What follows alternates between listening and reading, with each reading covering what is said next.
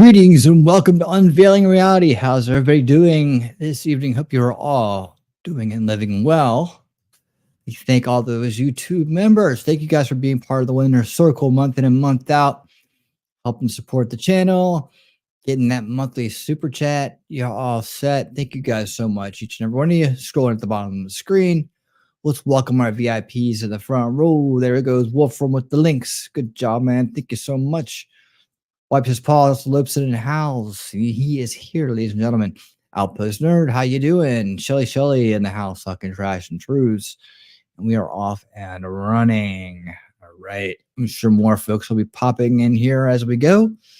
Thursday night edition of Unveiling Reality. You guys see, if you guys noticed, I did not put the title of the show in the subject line tonight. So I wanted to see if that helped out with the replay. And so, hey, Zach, how you doing? Welcome. Hey, you're in the VIP. You're in the front row tonight. Welcome to the front row. All right. Yeah, so we're giving that a try. So I listened to you guys' suggestions, and I'm trying it out. So we'll see if that helps with the algorithm. So Memento Mori, what's up? What's up? Welcome to the front row, my man. So happy you guys are here, and we are off and running. Tonight's gonna be a great show. If you guys don't know about who Saul Alinsky is and what these rules for radicals are, they're often mentioned, right?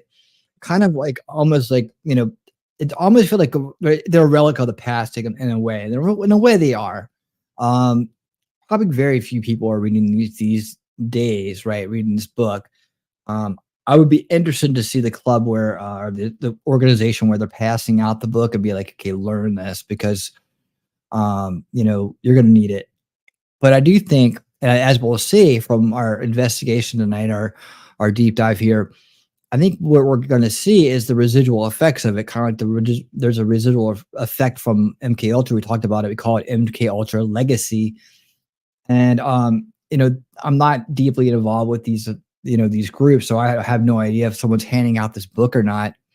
But the rules themselves have been baked into the strategy for so long now that they're just part of it, right? So without even understanding the foundation of a lot of strategies you see these radical activists using, whether they be unhinged on the boots on the ground radical activists that mob up and riot out, or whether it be political activists that are out there confusing the issue and doing it on a more civil yet the political sphere, right?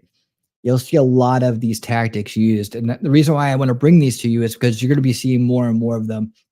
And I want you to be able to, boom, recognize them, pick them out of a crowd, call them out for what they are, and realize that they are at the foundation of the communication breakdown that we're having in modern day society. At least their spirit is, or they're the same tactics, or there is a connection between the two for sure. And that's why I wanted to bring this to you, because I think as you learn these, you'll start to see it. You'll start to see it in the activists, these loud mouths that are out there spouting off their BS, and how they handle themselves when confrontation. Why you can never have a good conversation with them. Why you can never show them the truth and have them take a good look at it, an honest look at it. I think these are all part of it. Definitely some legacy going on here for sure. If you've heard about these rules, radicals, let me know in the chat. I'm sure you have, but we're gonna drill down on each one of these things. We're gonna go through like a good introspection into these rules for radicals, and then we'll kind of address each one. But we're gonna do that via a couple different ways. One, just me talking about it and showing you some stuff. Let me pull these rules up just for a minute. We're going to be referring back to this page. Yeah, I know it's off the wiki, but it's accurate, and it's simple, and it's right in front of us. So let me just pull this up and show you these rules for radicals. But we will be drilling down each one of these, so don't you worry. Like, number one, power is not only what you have, but what the enemy thinks you have, right? So never go outside the expertise of your people. Keep it simple, basically. Whenever possible, go outside the expertise of the enemy, of course, right? You see what I'm saying? As soon as you start to see some of these tactics that are they're baked into communication breakdown. Hey, Jacob Castro, how's it going? They are baked in. Ridicule is a man's most potent weapon. There's no defense. It's almost impossible to counter ridicule. It's also infuriates the opponent, opposition, when they who then react to your advantage. So there actually the counterattack to this ridicule is calling it out on the spot and when rendering it inferior, an inferior tactic.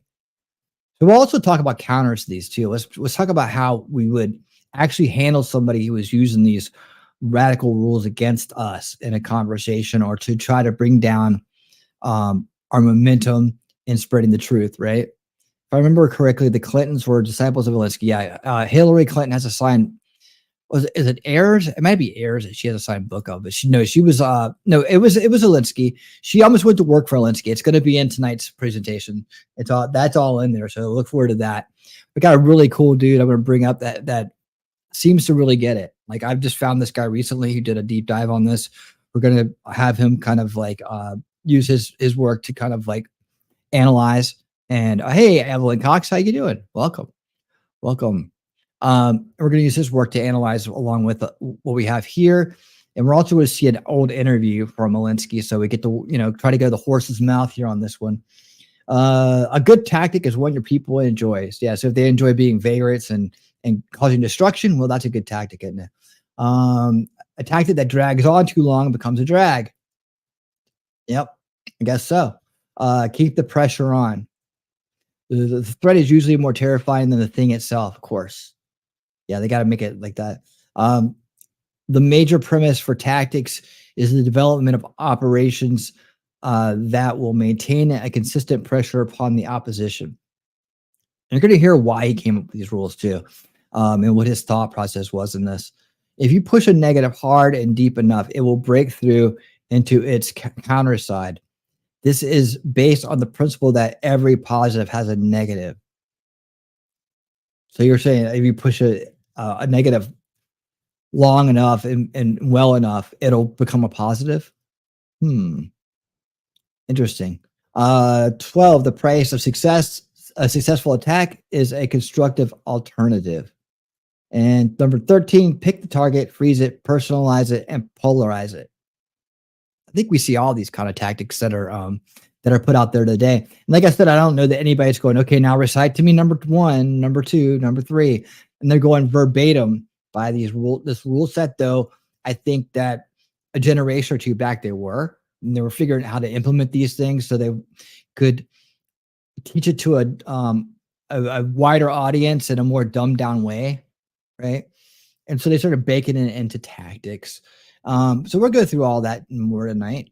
Go ahead and pull that back, and we'll go into a more of a one by one on those. Quick little synopsis on those. I just wanted to give you guys an idea of what we're working with here as we start off. So laying the foundation as always.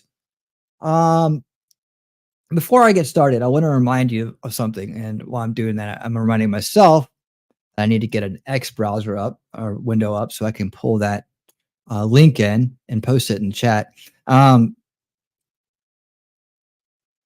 This came out today earlier, so I figured I'd kind of, before we get into the rules for radicals, really quickly address this. Not going to take a long time. Not going to watch the whole video, none of that stuff. But it's important enough for me to bring it up.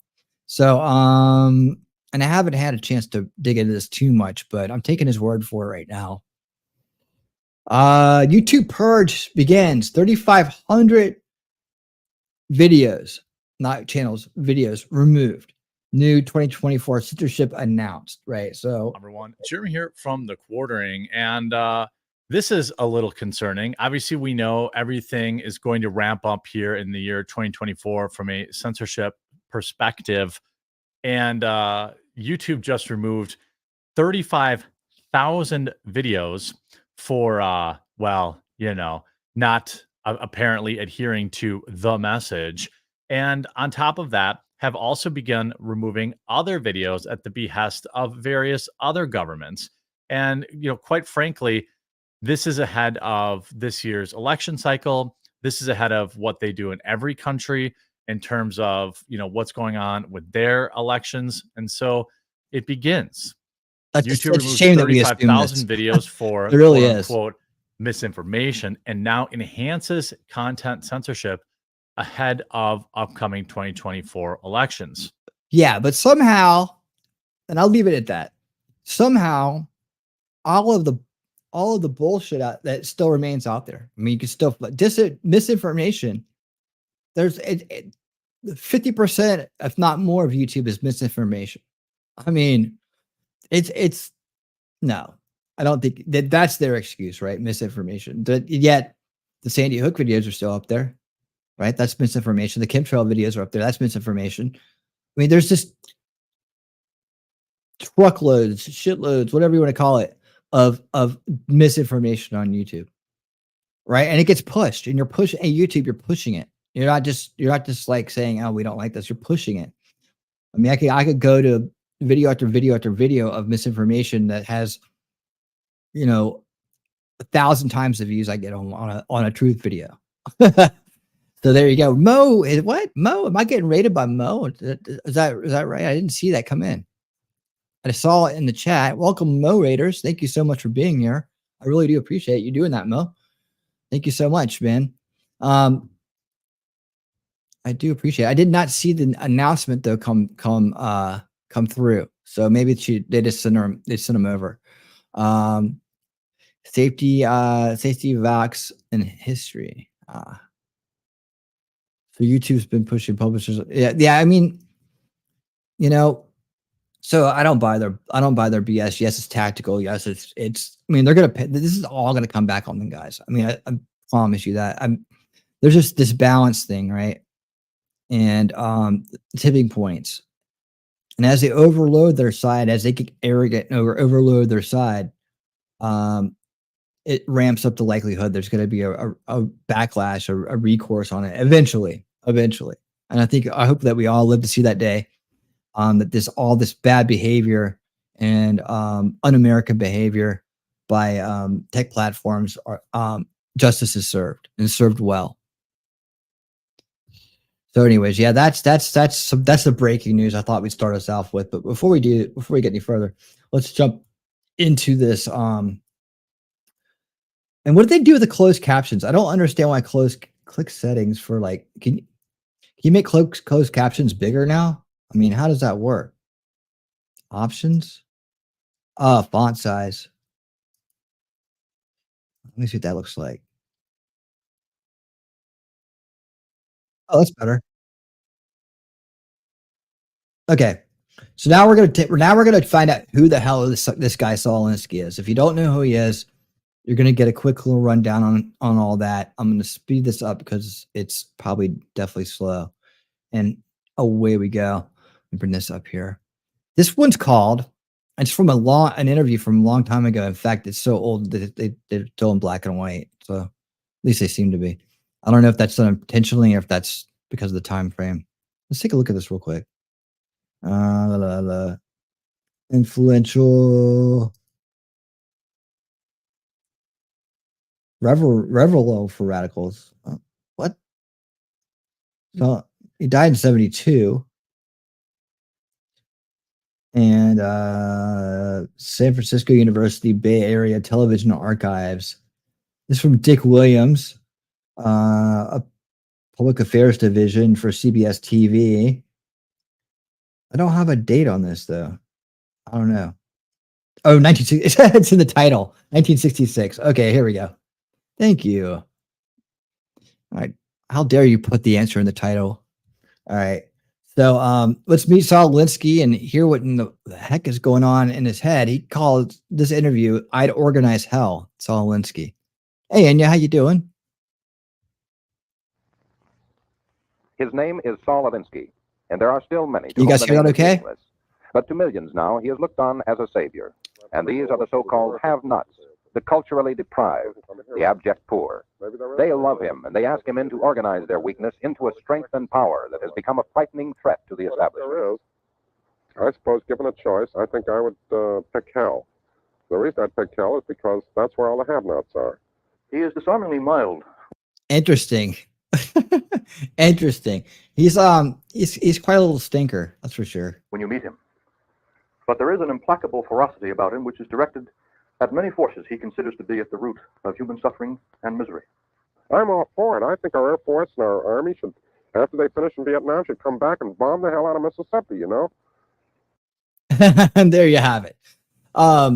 Real stable-minded guy there. And by the way, before we go any further, I just want to say, we've run across characters in the different topics we've covered, right? That have profoundly, individuals have had profound effects on the future, profound effects on society, like Edward Bernays, and Sigmund Freud, and other people like that who've had these profound effects. I believe that he is one of them. I believe this thought process, this radicalization process, this communication breakdown type of attack, where there is nothing but war. There's no reach out for reasonable conclusions. That he's so profoundly had an effect on our culture, and the issues that we have today, as well as the crafting of subversion itself. So as we go along, keep these things in mind as you're doing your assessments and your analysis here. Why would it be southern Mississippi instead of northern Mississippi? So we can all get freedom and equality down there, too. He has called the war on poverty political pornography and says those who run the program And this represent is the greatest Hillary feeding Clinton's trough hero, that yes. has come along for the welfare industry in years. There are always repercussions whenever Saul Alinsky moves into an afflicted ghetto with his Industrial Areas Foundation, perhaps because it is felt he may get some results quicker than the established authorities, whom he ridicules for their boondoggle. He can be scornful of an entire city with one scathing comment. If you ask me one thing which Los Angeles really needed above anything else, I would say what it needs is a massive enema. He is one of the few men who appears to be absolutely fearless, especially when it comes to the constant threats he receives by telephone and in the mail. Death threats? I'll probably get knocked off. I think with all this notoriety and all this stuff that goes up, that there's always some kooky crackpot who will say, I'll get national headlines by knocking off, which he will, This, then, is an opening frame that we put around the self-portrait of one of the most controversial figures in today's gallery of American radicals. On this KPIX report, Saul Alinsky will share with you his searching, personal assessment of himself, as he did with us in this exclusive half-hour titled, I'd Organize Hell. My name is Jack Bunzel. We'll journey to Carmel, California to meet Saul Alinsky in just a few minutes. There is no nice way of getting things changed.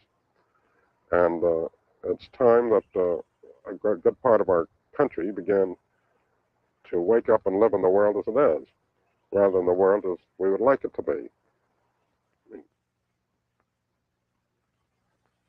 Saul Alinsky has become a national byword synonymous with poverty. He is the severest critic of the so-called establishment and its handling or mishandling of enormous sums of money and you got to understand, like that back in the day, the establishment was inverse, if you will, in their opinions. They considered themselves the anti-establishment because it was a moralized society. And now in a demoralized society, the moral people would be the anti-establishment. So we're always fighting for that establishment of power position.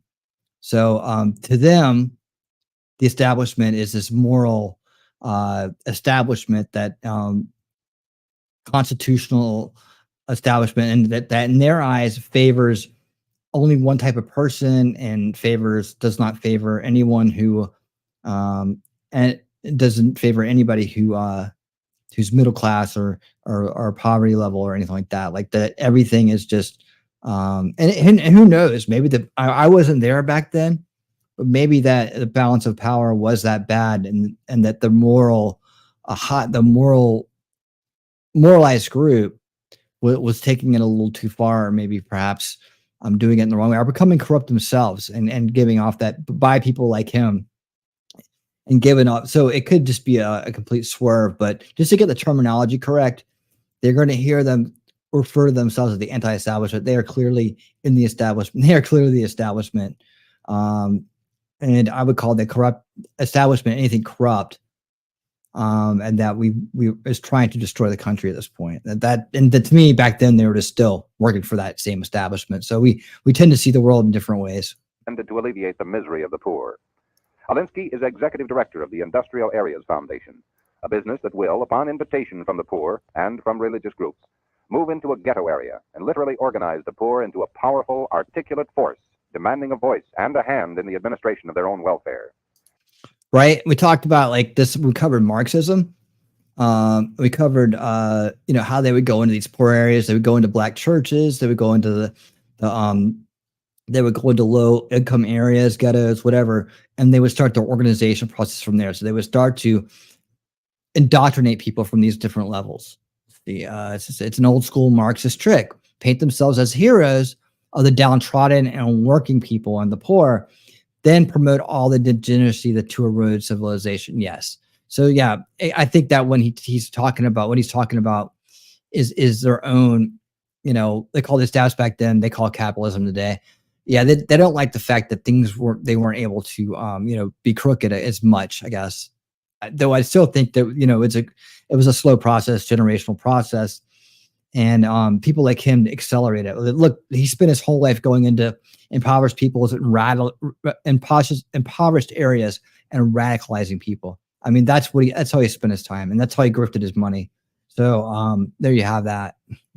Tonight on KPIX Reports, it is our privilege to have as guest commentator John H. Bunzel, whose television series, The American Voter, won a national award, author of several volumes on American politics, But what and an national associate award was professor of it? political science at San Francisco State College, to comment on the impact Saul Alinsky has already had and may have on the future. This is 1966, by the way. I first came across Saul We know Alinsky that. through his book Revelry for Radicals, which came out in 1946. Revelry for Radicals. Saul Alinsky now looms as a controversial titan, nationally and in recent times, notably in Oakland. They His changed the shadow has title, been or is this installed. two different books? $200,000 was raised by the Presbyterian Church with the intent of inviting Alinsky's Industrial Areas Foundation to come in to organize the poor. But in our exclusive meeting with Saul Alinsky some weeks ago, the issue was in doubt. However, his comments on it were characteristically pungent. He lives in the Carmel Highlands in an area that is in itself characteristically opposed to his own activities. We met him at his home, and our first questions concerned the then likelihood that he would make Oakland the scene of his next organization of the poor. I have stated that any question about our coming into Oakland is purely academic, unless there is an across-the-board, bona fide invitation from the local people themselves.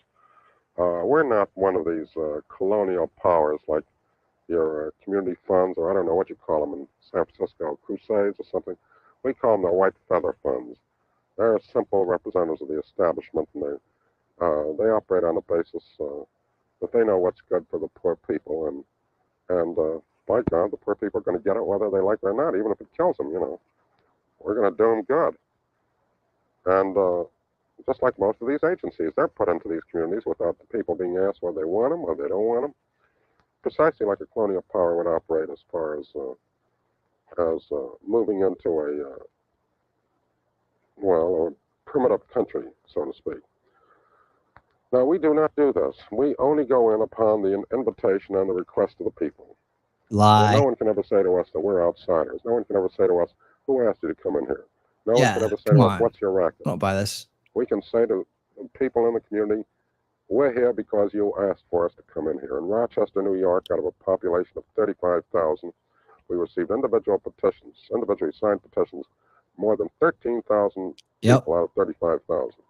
And you figure the number of children that make up a total population of 35,000, you can almost say that every Negro in Rochester signed the petitions. Every civil rights group requested our coming in. Every church within the Negro community. Why in Buffalo, New York, where the budget is about $175,000, a budget which has been raised now. I'm going to Buffalo this week. The Negro community, the low-income Negro community, out of their own pockets, put up more than $30,000 of that budget. And why? Because they want this. This is their own.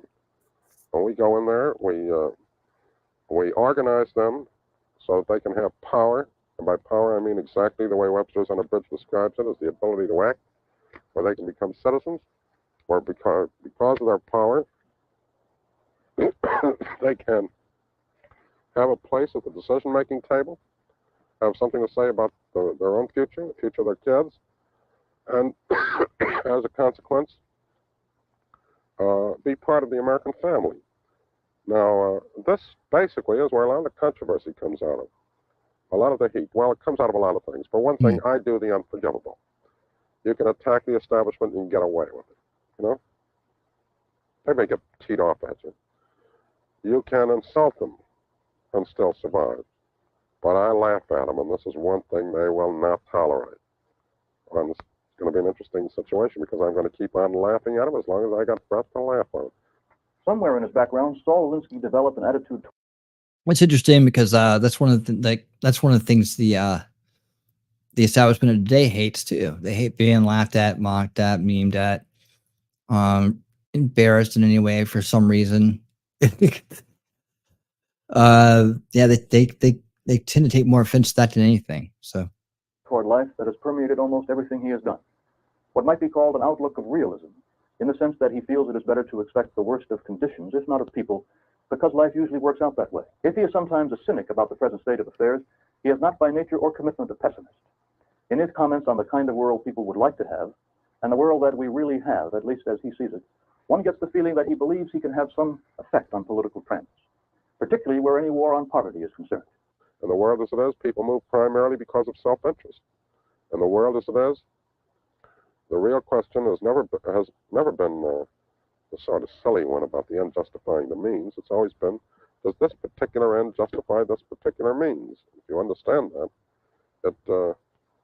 it explains many things around. In the world as it is, you have to start from where you are and not from where you would wish you would be.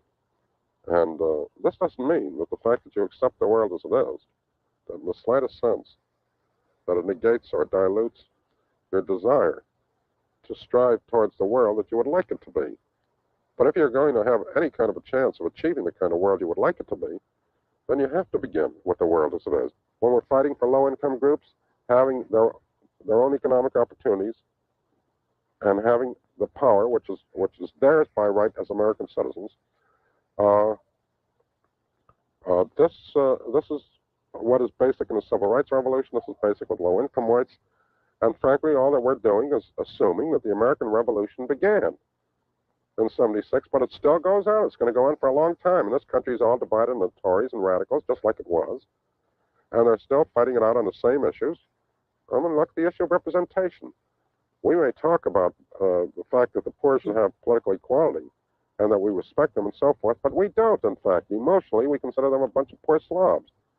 And what do? We go out and we scramble the works up in Vietnam for home rule and for independence down South Vietnam. We don't have it in Mississippi. We don't have it in our District of Columbia.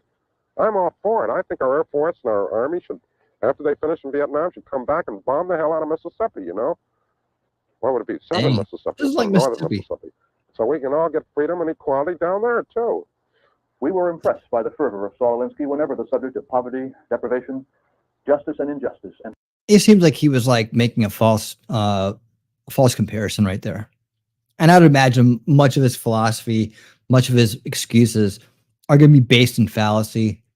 And he's just going to present it in such a way, you know, that you're going to buy into. People are going to buy into it. They don't realize they're being lied to. his comments. Or using The world would clearly have buying been into very false different logic. had Saul Alinsky been in a position of supreme power at the end of, let us say, the Second World War. This becomes clear from the comments he has made about others who are also high on his list of the arch enemies of humanity. As a Jew, I have a certain amount of, shall we say, congenital social protest inside of me. Because my people have been pushed around, well, you know, from the beginning of time. Who's his people? Is he Jewish or something? Like what's he talking about? His people? Probably is. I don't know. Might be. That might be what he means. We're getting when I suppose when the concept of love came on this earth, why they burned us at the piers at the Inquisition. They put us in the gas ovens and and so on. Maybe it was that. Maybe it was something. Maybe it was a Marxists put you in those ovens, man. Yeah. Rejection of my own. I would join forces with them. Were strictly on the dollar side, and so maybe I rejected materialism on that. Fine thing for me to be saying with my son sitting here, you know. I'm sure he's rejected certain things because of what I represent. Maybe it's because I grew up in the slums and I hated poverty. I don't know. I do know that every time I saw anything, whether it be a people, the sharecroppers, or whether it be people on strike or people in suffering, and they shouldn't be. well, I'd get very, very angry about it. And when I got angry, I'd do something. Let me say this. To me, the most immoral, the worst kind of person, the nadir of just human rot, is a kind of person who doesn't do anything. I believe very firmly in the old Edmund Burke statement that evil only triumphs when good men do nothing. Much as I hated the Nazis. So much that, I mean, this right here, I'll agree with 100%, right? And he's absolutely right. I mean, but you know, your enemy will tell you that as people stand down, that could be fighting against, that would fight against them if they weren't so caught up in the idea that life is short. Life's too short. That idea, life's too short. Heard that one today. Life's too short. You know, just check out. Life's too short. Just do nothing. Life's too short. Just fuck your future. Life's too short. Surrender on your knees. Right? Life's too short. You know, let somebody else do it. Yeah, I have to agree with him on this. The old Edmund Burke statement that evil only triumphs when good men do nothing. Yeah, that's where it comes from. And hey, everybody knows that. You don't have to be on the right side to understand this how this works, right? How the number game works. You know, it is pathetic when people just say life's too short. Life's too short. Life's too short. Be selfish. Be completely selfish. Life's too short. Stay distracted. You know, life's too short. Give up. Life's too short. Surrender. Life's too short. Be over self-indulgent. You know, life's too short. Don't worry about the future. Don't worry about the next generations. Don't think outside the box. Life's too short to do that. That's the kind of bullshit. And it infuriates me too. Much as I hated the Nazis, and I don't know anybody who hated them more than I did, I wanted everyone from a block captain up shot once the war was over. Even in those conversations with the editors of Harper's, I was questioned about my feeling on the bomb, and I pointed out that one of the feelings I had was it had been dropped on the wrong place. It should have been dropped in Berlin instead of on Hiroshima. But unfortunately, we didn't have it ready at that time, you know. You should have seen my West German mail on that one if anyone thinks Nazism is dead. But much as I hated these Nazis, I hated far more these good people who would look out their windows, see these political prisoners being put into the vans, pull the curtains, turn to each other, point out how horrible, immoral, and awful it was, but they did nothing. And you can always tell these characters. They go around with a marker cane on them. You can always recognize it's branded across their forehead. Either it reads one of two ways. Either, I agree with your objectives, but not with your tactics. See? That absolves them. Then you ask them, well, what would you do? Well, we'd like to think about it, because they haven't got any answers. Saul Alinsky has been called a Jewish atheist, which he vigorously denies, even though he admits his religious convictions are unconventional. There is a certain fatalism in his almost contemptuous attitude to the threats that continue to be made on his life. What he has to say now, however, is underscored by his awareness that change is a law of life, and that the social consequences will be felt by all of us, like it or not. Death threats? I'll probably get knocked off. I think with all this notoriety and all this stuff that goes up, that there's always some kooky crackpot who will say, you know, I'll get national headlines if I knock them off, which you will, you know. I just don't have the fortification of a religious faith in the conventional sense. I wish I did have one. You know, then you have the answers. However, I've long since learned, not too long, in the last 10 years or so, I've learned to be able to live comfortably without answers, without definite answers. Because I don't know whether there are such things as answers. Take the business on a hereafter. Maybe there is, maybe there isn't. I've never seen the evidence one way or the other. I don't expect to see it during my lifetime. But if there is, I suppose given a choice, I think I would pick hell. The reason I'd pick hell is because that's where all the have-nots are. You know, the currency of the realm shifts. Over here it's money, over there it's virtue. But either way, if you haven't got it, you're stuck. And I've spent all my life with the have-nots. And once I got into hell, well, I'd start organizing, just like I do down here. And then I'd be in heaven personally, you know, because this is the thing that gives me the greatest happiness in life. And look out, heaven, here we come. I'm sure there are a lot of grievances that people down there have that should be worked out one way or another. Now, I suppose another thing which causes a lot of hate, real hate on me, is it isn't so much what I say, it's the fact that I say it out loud. These are the things that people know, but it isn't considered tactful to talk about it, you know? It's sort of like doing your toilet in public. Well, life's too short to horse around that way as far as I'm concerned. And Life too short again. Things would be a lot better if a lot more people did their toilet out in public. I think, well, for example, take San Francisco. If you ask me, well, not San Francisco, Oakland. Well, let me play it safe. Let me make it Los Angeles. If you ask me one thing which Los Angeles really needed above anything else, I would say what it needs is a massive enema, you know? Now, you can read into it just what I'm saying, but you know, and there isn't a guy in Los Angeles who doesn't know that. He's going to be honest on it.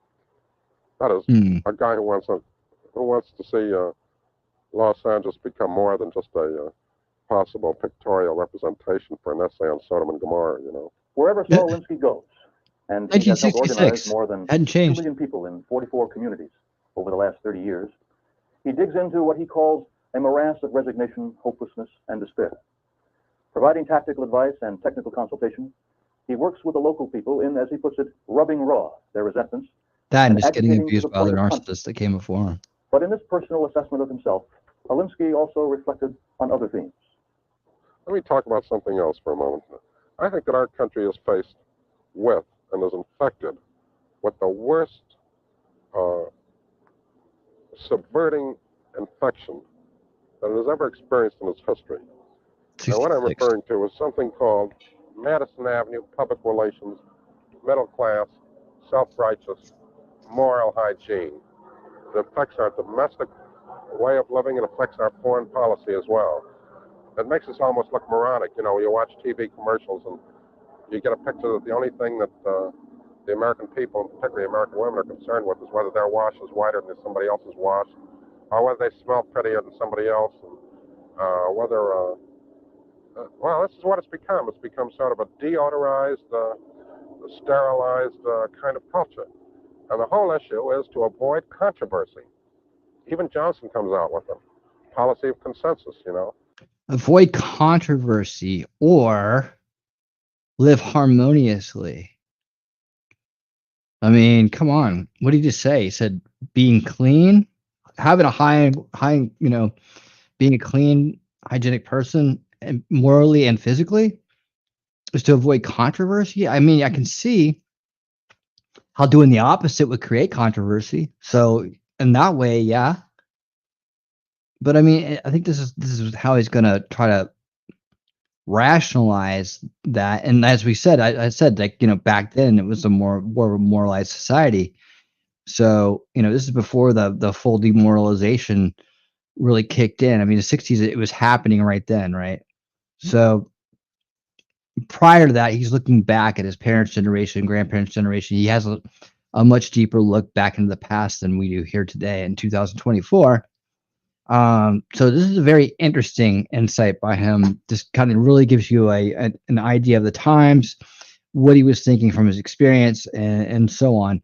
Right there on the cusp of the real demoralization process kicking into high gear here in the United States. Let's listen to that one more time. Whether, well, this is what it's become. It's become sort of a deodorized, sterilized kind of culture. And the whole issue is to avoid controversy. Even Johnson comes out with That's his opinion, policy right? of consensus, you know. No controversy. Controversy is bad. Well, consensus, regardless of whose mouth it comes out of, is nothing more than a huge pile of Madison Avenue manure when you get right down. Nice leaning on the controversy thing as his main pillar for this argument. When, you know, that's just an opinion. It's like, it's not really. I mean, avoiding controversy is a bad thing. I don't know. To what it is. Not And being they scared to withdraw, confront it. but You know, go being deeper than scared to that. It's confront it the would be kind a of bad thing. withdrawal that says, well, I don't know. I We'll talk can't- about it in a I second. can't figure out the answers here. And it's just too damn bothersome. So we'll let Johnson do it, you know. And then Johnson, as a consequence, gets much more authority and can get away with more things than any president in any other situation except the war period could get away with. Because people don't want to challenge it. Oh, it becomes too complex. So you say, well, now what are we really fighting for over there, right? Have they ever had a free election in South Vietnam? Is this a free country? Do they know what we're talking about on freedom? Well, then the answer always is, you talk that way and you're giving aid and comfort to Hanoi. You sound like Thomas. You can't get into discussions on the thing. You get a situation also where, as part of this whole consensus deal, there's a very bitter vindictiveness that's seeping into the country, where if you oppose somebody, there will be sharp retaliations against you, almost reminiscent in its own way of the old Senator McCarthy days of Wisconsin, except on lower levels. In many ways, they would make old Senator McCarthy seem sort of honest, At least he was open on it.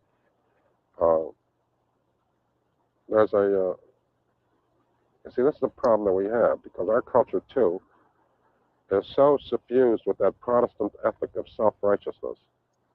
And there's nothing worse than a combination not only of power, but of self-righteousness. I think this is a point that Fulbright was trying to reach across to. And one thing for the Romans to try to conquer the world, but they never expected them to love them, and they weren't making any bones about it. We're taking over power because we want the power, instead of, we're doing it to free you, We're doing it for you, whether you like it or not.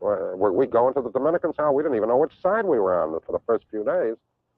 I think our going to the Dominicans was exactly on the same par, word for word, comma for comma, and iota for iota, as the Russians going into Hungary. I don't think there was one damn bit of difference. Saul Alinsky has a lot of opponents. Certain church groups support him. Others attack him, claiming his organization incites class and racial antagonisms. Responsible men accuse him of erecting a power-structured dictatorship based on slum dwellers. Julian Levy of the University of Chicago accuses him of emulating the techniques of lynch mobs. The so-called establishment Alinsky attacks represents chosen city, state, and federal government officials and agencies, including the Office of Economic Opportunity. No assessment of this professional and self-styled radical would be complete without recognizing the great and respected forces that oppose everything Alinsky stands for. Saul Alinsky is a symbol, and perhaps a byproduct of our times, which are characterized by forms of revolt against many established concepts. While this man is certainly a dramatic protagonist on the stage of American drama, only history can adequately assess whether or not he is as significant as he might appear to millions. In presenting this glimpse of Saul Alinsky, titled I'd Organize Hell, we have had a meeting with a man who has already rocked the boat on at least one of our Bay Area community fronts, and may figure prominently in others. KPIX reports, Saul Alinsky.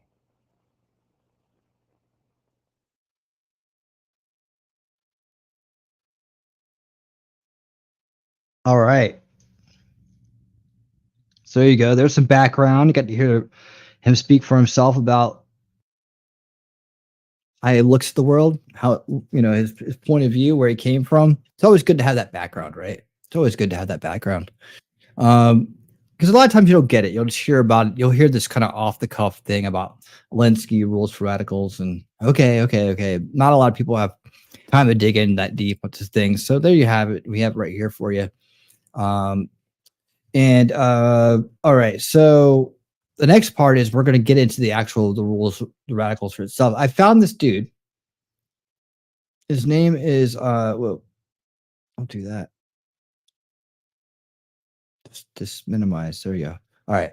Larry Alex Taunton. Taunton. Yeah. Taunton. I don't know. Taunton. All right.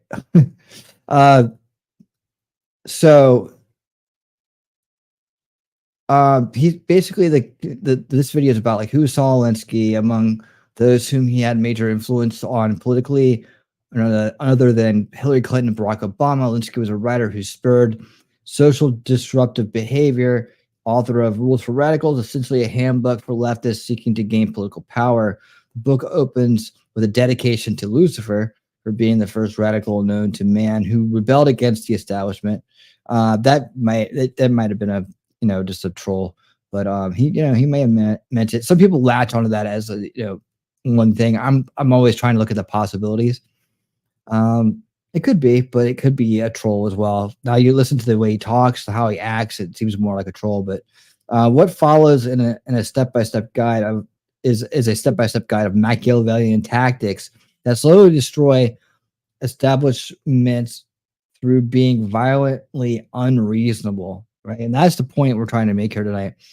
And a lot of times people like Saul Alinsky and others come up with ideas like this, right? Way back when. And then over time, they get co-opted and radicalized even further. Oh, I could take this, but if you add this to it, man, it's going to work even better, right? Or if you modernize it in this way, it's going to work even better. And I think that, like I said, with like ideological subversion, Yuri Bezmenov telling us about that I believe they've learned how to take that specific model they had and turn it into like a secular thing, like a cycle, right? Where they're just banging out generation after generation of corrupt individuals to maintain the status of a crumbling, corrupt society where they can easily control it, and then pose as the saviors for things, take sides, persecute sides. They have full division going on. They have a fresh batch of demoralized, corrupted, desperate individuals coming up generation after generation because of the way it works. So they never quite get to the full-on takeover. Although when they do want to get to that point, it'd be very easy to do it, right? But meanwhile, they can maintain generational control simply by repeating the process over and over again to the youngest generation. And then they'll just grow up, and the byproducts, they've already observed the byproducts of this type of treatment. What it leads to crime, right? It leads to crisis and destabilization and willing, malleable minds to trigger and point in a direction to do your will, right? And then there's the lucky ones like us who escape. That fall outside that box. And of course, if you listen to me long enough, you understand my theory is that, a lot of these conspiracy grifts that are out there are there as landmine rabbit holes, really, to discredit those who fall outside the box, right? To immediately drag them into a useless state, into a radicalized state of a different breed, right? To maintain the division, to maintain that anybody who steps outside the box is crazy and should not be listened to, right? So meanwhile, people like us, the base crowd, who are looking at the right problems and asking for solutions to those problems, get lumped in with the wackadoos and the abyss dwellers that refuse to look for the truth, but insist that they are preaching it. So let's get into this next part. I'm going to look over here. Hey, Zach. Hey, I know LAT, friend of friend. Oh, LAT. Did I miss something? I'm trying to think of who that is. Is that Latin A? Lady Autumn Try? No, is that Lady Autumn Try? Lady Autumn Sky's sister? I'll have to figure who that is. I'll have to figure that out. Let's see. Okay, I have a freedom to be a single, independent woman. Why do I feel like I no longer have the freedom to be a traditional wife and mother? You do. You have the freedom. They somehow managed to make old-fashioned thinking seem shameful and ignorant. Yes, they do. Yeah, that's like teenagerism, right? There's a little bit of teenagerism there. Where you have to wait till you're like much older to realize that, everybody goes through the same shit. It's just, it may look a little different, it may sound a little different, but it's the same shit in the end. So maybe a little bit of that. It's easily divisive, right? It's easily divisive. But yeah, they look at that and be like, oh, that woman's not having any fun. You're having all the fun, whoring around and ruining your life. No, she's not having fun with all that love and stability around her. No way. You don't want that. Yeah. So yeah, they're always going to attack what came before, because that way you have an excuse. It needs to be changed, right? They didn't know shit back then. They were doing it wrong. Look at the way they had to do. Look at how oppressed the women were. Look at the way they treated everybody. Meanwhile, it was probably much more peaceful and stable back then, and you could actually start with nothing and get something. And have these up and downs in the economy. Oh, the job market's not hit. You know, oh, you can't start that business because of this. You can't do that because of that. Oh, you tried to start, but now you're broke because of this, because of that. Thank you for that, Wolfram. Please share around, because like if you don't share around, yeah, that's him. That's him. Do you know him? Oh wait, that's who you meant. LAT. Dude, I like the way he thinks, man. I'll tell you, he has a very Christian perspective on things. I don't think it interferes with what he's talking about whatsoever. Like he doesn't go off on a preaching mission or anything like that. You know, I think this is the way you reasonably do be a Christian and say something. So I didn't feel it was intrusive or anything, at all. If anything, it added a little bit to it. And I'll stop and comment here because this is a long one. He does great podcasts though. He talks about real topics. He talks about important topics like the WEF and the UN and Agenda 2030 and all that stuff. Oh yeah, I got you, buddy. I got you. It takes me a minute here sometimes. All right, I caught up with you. Okay, gotcha. Taunton. Yeah. Okay, gotcha. I'm not sure. Interesting name. Let's go. Hello, laughing my ass off. Get away from that fence. Now what's going on? Hold on, did I miss something? I like what Memento Mori said here. They also attack the laws of logic, laws of thought, identity, exclusion of the middle, non-contradiction. They consider those laws to be old-fashioned thinking. Absolutely, because they couldn't burn through them. You notice they took like I said, they took the trivium out of schools. They took teaching real logic out of schools because that was getting in the way. That was getting in the way. Okay. Very interesting guy. Good friends with Christopher Hitchin, who wrote a book about it. Awesome. Well, I think you guys are really gonna like him. He's a total he's a really base dude, man. He has some great insights, and you guys let me know what you think. Let's get started. Let's go. You said a lady on him tries, and she is the one who said that. Oh, okay. All right. That's him. And let's go. So do you, like Billy Joel, want to know who started the fire? Saul Alinsky did. You know, I've spent my career taking on some of the cultural baddies, you know, some of the most prominent intellectuals in the world, some of them in public debate, some of them behind the scenes. And I've come to realize that ideas define everything that we do.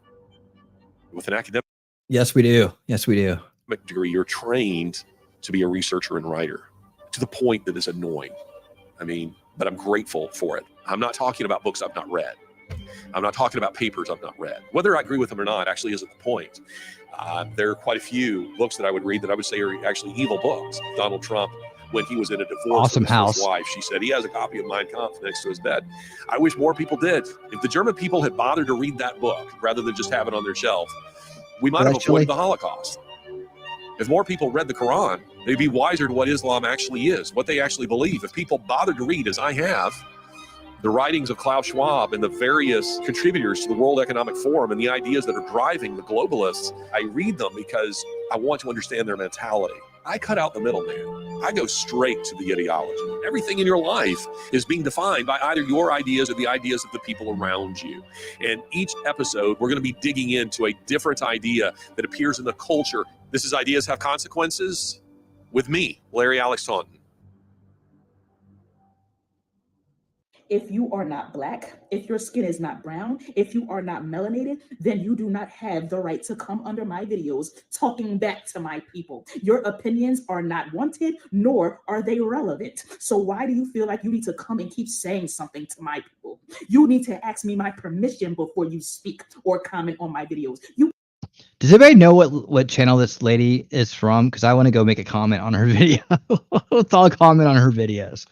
Look at that. Look at that venom just dripping out of her face. Yeah.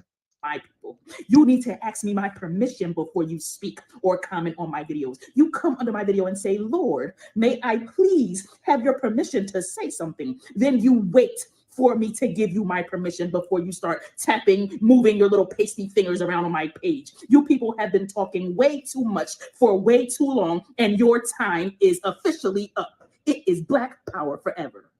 So Let that sink in for a second. That's some mind control, isn't it? That's some mind control going on right there. Yeah, right. Yeah, people like that exist. Yeah, dude. That's toxicity flowing out of that mouth right there. And I want to make sure I go to her TikTok and leave a nice white comment for her because she obviously wants me to. But yeah, that's the mind control aspect of it. That's how bad it can get. That's how little that woman knows about history or about anything else, right? About people in general. She has completely, she's completely gone. She's down in that establishment abyss, man. Of you're the biggest victim on earth, and every person, whether they're here, there, or anywhere with sunburnable skin, is your enemy and out to get you, and they are beneath you. That was black supremacy on display, by the way. Black Messiah. That is a video by a woman on TikTok who calls herself the Black Messiah. Yep. The Black Messiah. You've heard of God complexes?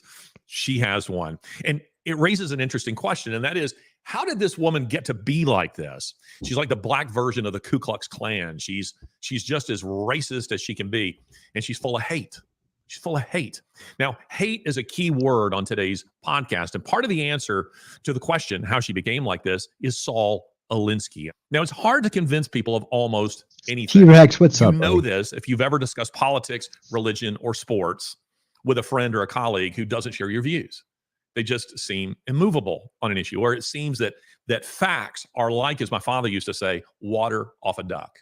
It just rolls right off. It makes no difference. Now, Marxist political theorist Saul Alinsky, he understood this about human nature. And he understood, like Karl Marx, whose theories he sought to implement, that hate is one of those powerful of human emotions. People need little encouragement to hate. It comes natural to us. It's actually quite frightening. It's important to have a Christian worldview. The question becomes, how do we build that? This is the ad. That? Oftentimes we have Bible. Okay. Did you guys see this week the reactions on social media to the downing of this submarine? The submarine that had, was it 5 people on it? Even Babylon B, and I like Babylon B. Seth Dillon, I like Babylon B. Didn't like this. They were dunking on this, putting out little memes, little jokes. It's hateful. People were suffering and dying, and their families, by the way, are still suffering. Imagine that's your loved one, your son, your brother, your husband who died on that submarine that went down to look at the Titanic. And you look at social media, and it's all these memes of dark humor. Yes, that exactly. are dunking on this as though we're talking about, Biden falling down while addressing cadets at the Naval Academy, or something like that, which was funny. But no one got killed in that. No one suffered in that. But people were dumping out hate on these people. And here's another thing that I noticed about it. Class consciousness very much played a part in that dark humor. When I pushed back and said, hey, be better than this. Don't do this. Don't see this as an opportunity for you to crack a joke when someone else is suffering. Don't do this. And people replied to me with things like this. They're billionaires. They're billionaires. They deserve what they get. What does their wealth have to do with anything? There is something that I think of it as a kind of reverse snobbery. Goes in the other direction. You may feel somebody thinks they're better than you because they have money. Do you think you're better than someone else because you don't have money? It goes the same way. Point is, do you see how easy it is that hate comes bubbling up? And so you don't hear this as some sort of self-righteous rant on my part. I've done it. I'm aware of my own wickedness. Jeremiah 17:9, the heart is deceitful above all things and desperately wicked. Who can know it? If you've ever fathomed the depths of your own dark heart, you know exactly what I'm talking about. You do. You do.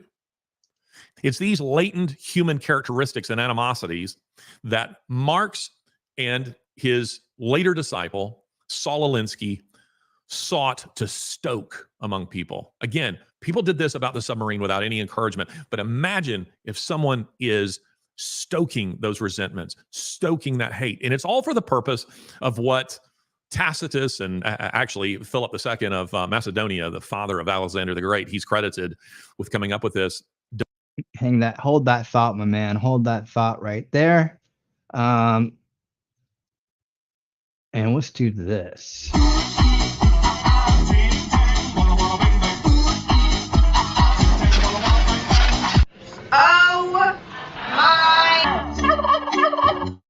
All right. Thank you for the $5 super chat, Zach, man. I really do appreciate it. And Stu Wolfram will tell you right there. Thank you so much for that. I do appreciate it. I do appreciate it, man. I didn't even is T-Rex still here? T-Rex, you still trucking with us? I didn't know if you saw the trailer over on Rumble today or not. I sent you a link to look at it, but I don't know if you actually saw it. Yeah, Winning's got new tricks. He's learned something new. Wait.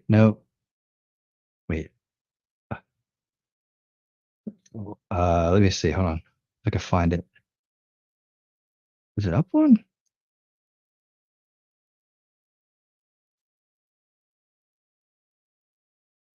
Oh, wait. I have to find it and play it later. I don't want to take too much time.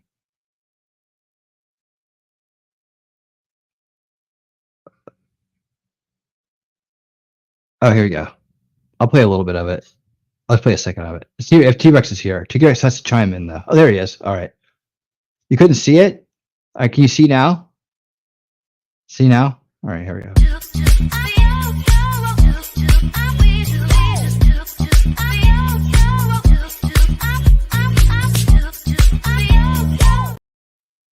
Yeah, there you go. That's a little sample of it. Let's get back to it. All right, back him up just a second.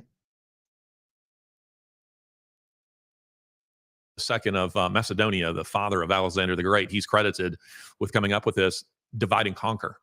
Divide and conquer. You divide people, you turn them against each other, and then they're made that much easier to conquer, to defeat. And long before Philip II said it, Satan has been doing it. He's been doing it ever since. The first thing he did when he slithered into the Garden of Eden was to try to drive a wedge between God and man. Marxists have a very cynical understanding of human nature, and they understand this about human nature. You might not be able to change a man's opinion on his sports team. You might not be able to immediately change a man's opinion on his politics or his religion, but it is very easy to convince people they are victims.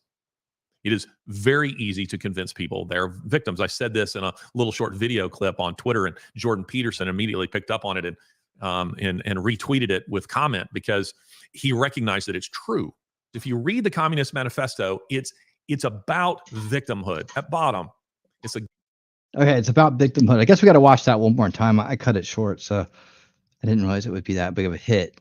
All right, one more time. You know why I cut it short? Because it's not perfect yet.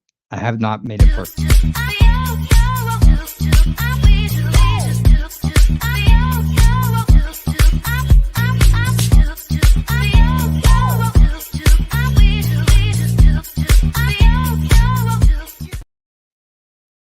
And you don't understand. That's like a dream come true for me right there. Because I clearly wanted everybody to be able to dance like T-Rex when I first made that, like the beginning of the year. So for like 6 months, I've had this dream of everybody dancing that way. And now I know how to do it. So look out, world. Look out. It's beyond refacing. It's beyond, it's the next level. The next level's here. All right, so let's get back to it. Yeah, but it is a small little dream come true. Of course, there's a lot of bigger dreams I wish had come true instead, but I'll take what I can get. Godless narrative of victimhood. And Saul Alinsky, who saw his own work as a kind of sequel to the Communist Manifesto, he instructed his followers to stoke resentments. Now, perhaps you're thinking there's no rhyme or reason to what's going on in America. You see statues being toppled. You see riots in the street. You see defund the police. All these things, the trans movement, which we discussed in a previous podcast about what took place at the White House. And you may be thinking to yourself, well, there's no rhyme. None of this makes any sense whatsoever. I will agree with this. It makes no sense from a conventional point of view, from a conventional American point of view. You try various keys in that lock and the tumblers don't line up. They do line up with a Marxist key. They do line up and make sense with a Marxist key. And that is because these are individuals who are following a playbook. And the playbook was written by Saul Alinsky. Saul Alinsky, who was born in 1902 and died in 1972. He was an American of Jewish parentage. He was born in Chicago and raised in Chicago, and he dedicated his life to Marxist thought, to Marxist writing, and to political agitation, which he didn't call political agitation. You know what he called it? Community organizing.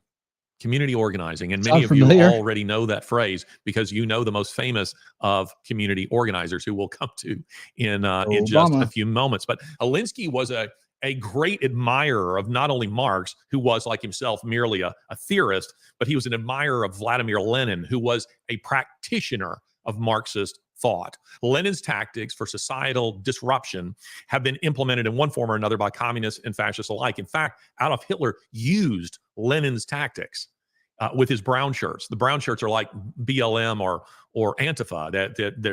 The role that they were to play was societal disruption at the level of physical intimidation, of blocking roads, of throwing Molotov cocktails through business windows. This is what they were about, to intimidate you into either signing up and joining their ranks, or at the very least acquiescing and just quietly going along. And you see, Alinsky learned from both the tactics of Lenin and the tactics of Hitler. Now, again, these are Marxist tactics, but they can be used by fascists. They can be used by communists. But the point is, the tactics themselves can be used by anybody.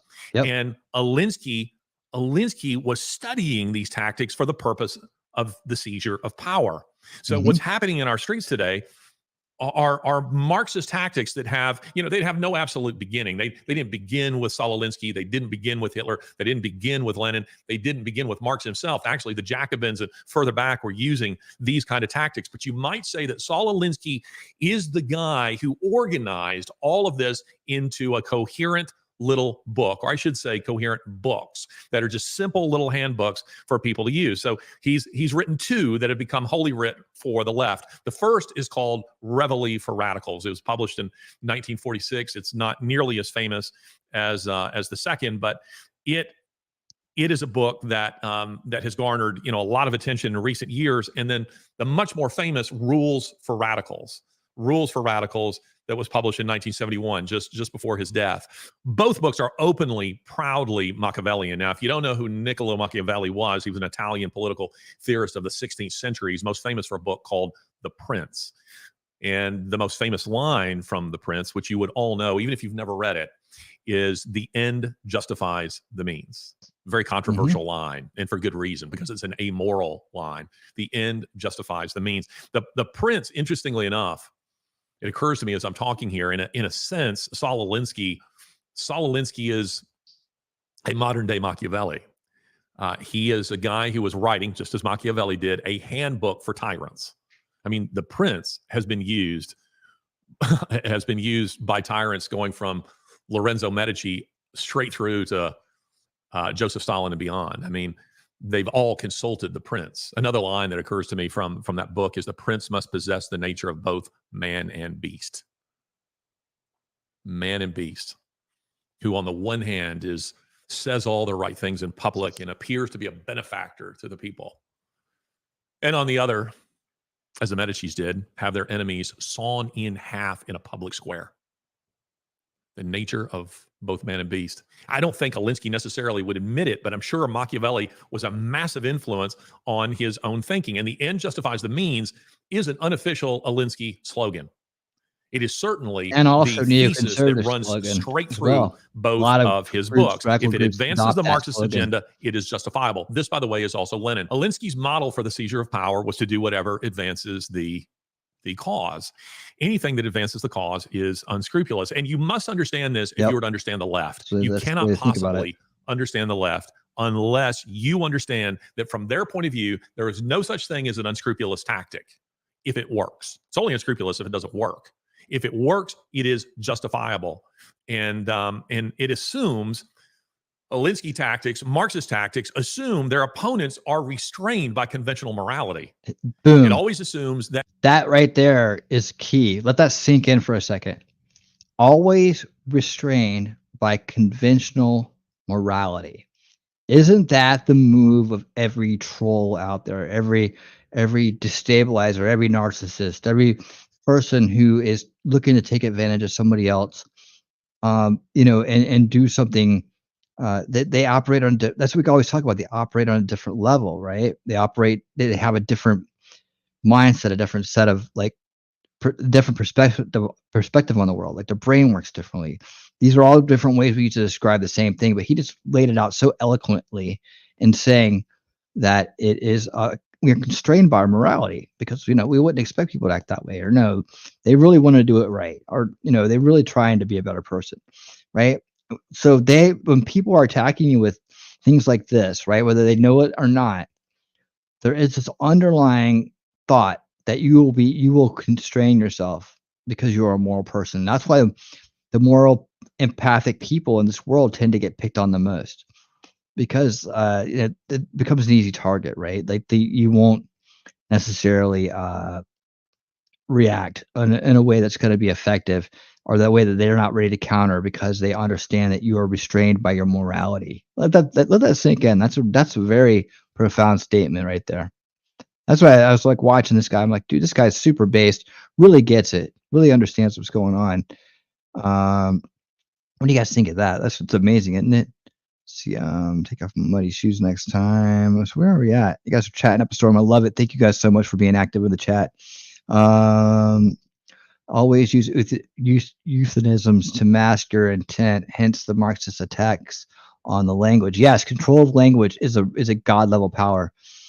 They always go after the language. You can see in every single group they have that works for them goes after the language, right? They go after the language, try to change the language, change definitions, make you live up to.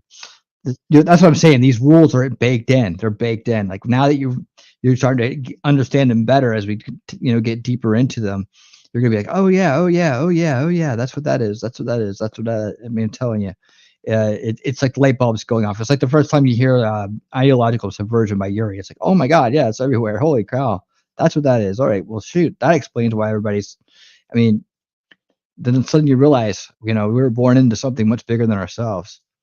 Bathhouse Barry called himself a communist organizer. Yeah, he sure did.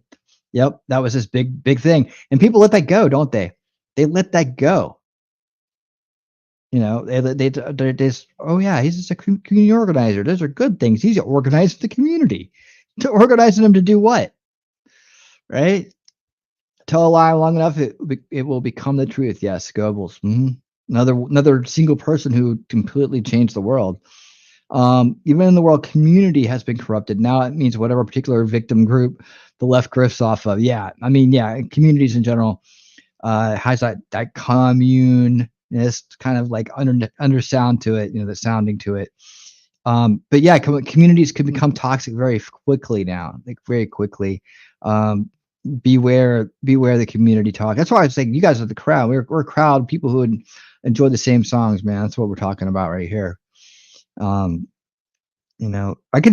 could break it off and make it really culty if you want to. It'd be fun, but yeah, I just, I try to avoid the word community, even though it's a good word to describe, what we could be, right? But it's like, it's been so bastardized. It's been so run through the mud, and it's been so many communities have gone wrong. It's hard to use that word for me, so I come up with crowd, right? The crowd is the shit. The crowd makes the show happen. The crowd show without the crowd, there is no show, right? So that's why I tend to have veered off from that community path. Right? Now you go to other channels, they're talking about community, this great community, and you guys are all great. I just, when I hear it, I just think bullshit. I just think bullshit. You know, I don't know if you guys feel the same way, but that's how I feel about it right now. The word's been ruined for me because control of language is a God level power. It is. Let's see, before we get started here again,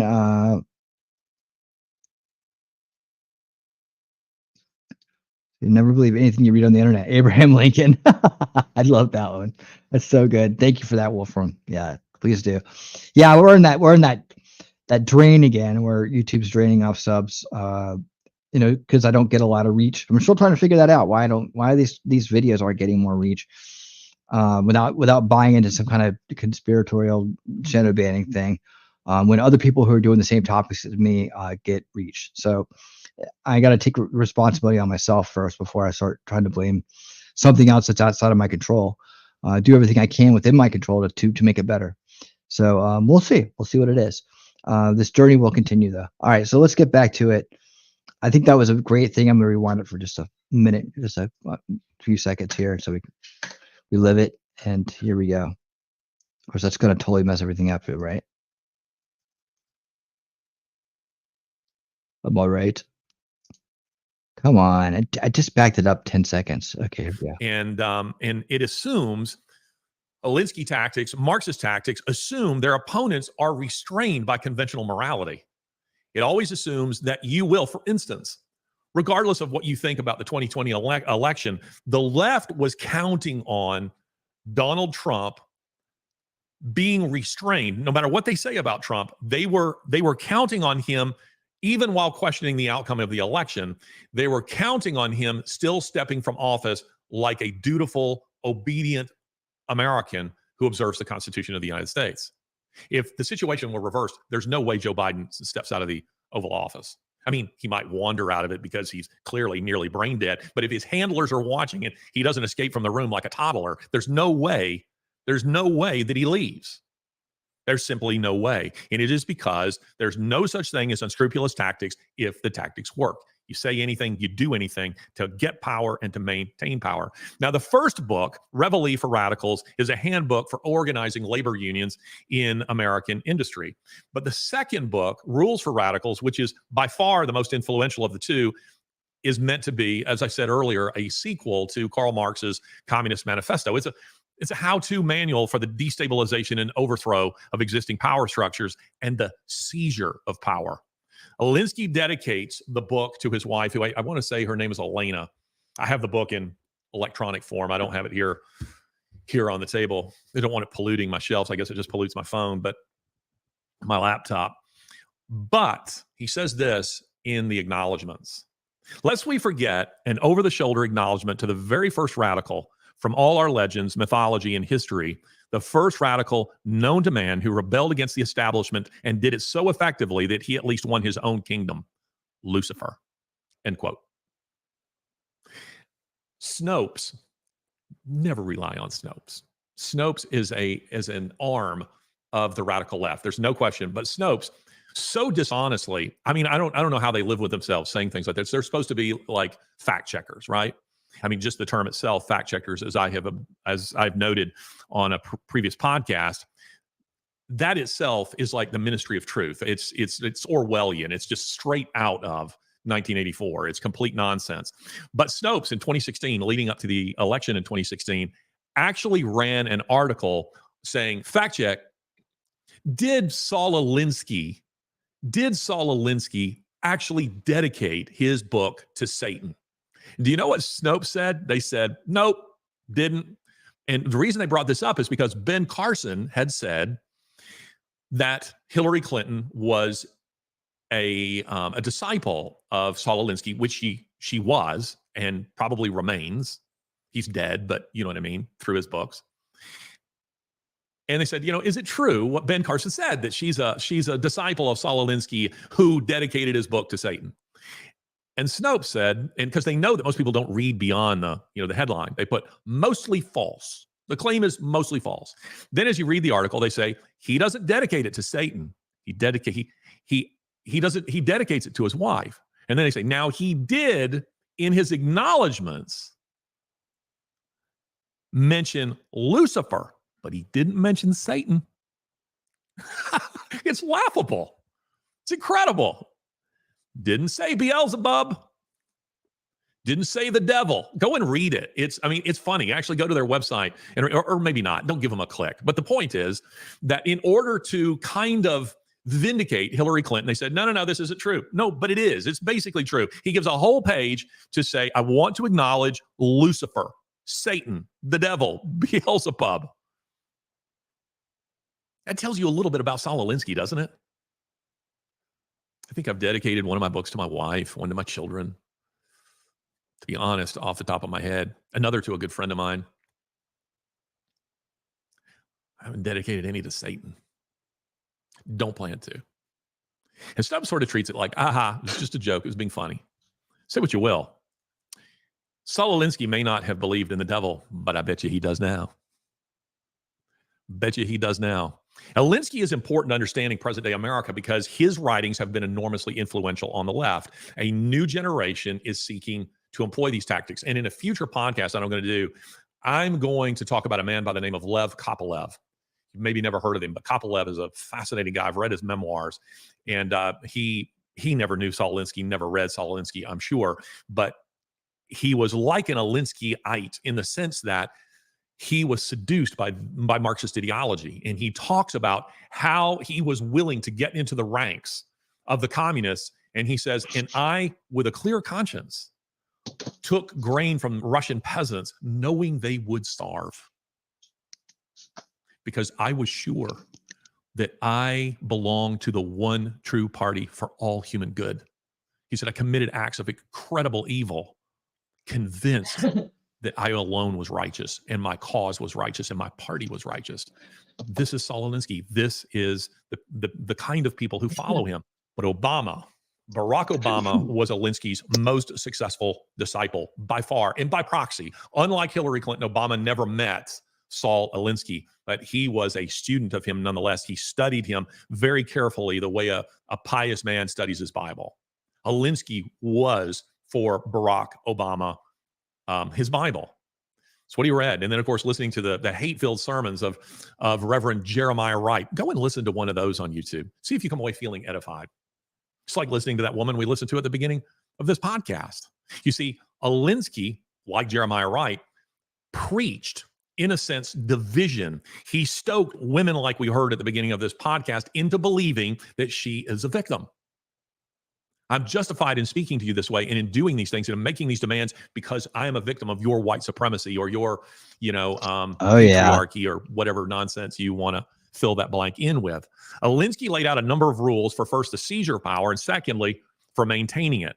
Rather than binding myself to his verbiage, I will instead, I'm going to give the rules my own names so that you can, sort of better understand what they are in a straightforward reading of Alinsky. And by the way, these rules are found not just in Rules for Radicals, but he wrote another little book that's called 13 Rules for Radicals. It's less famous, but it's a summary of a summary. I mean, both of his books are, in a sense, a summary of Marxist thought. Neither of them are very big.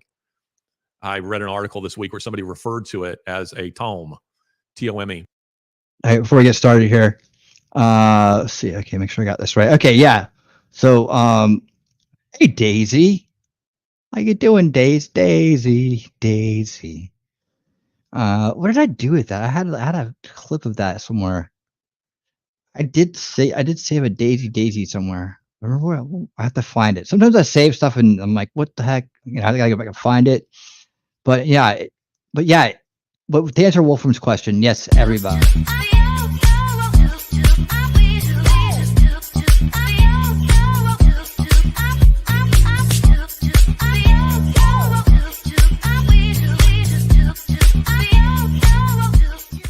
It's like it's horrifying. Oh, but it can be done. I know, right? It's like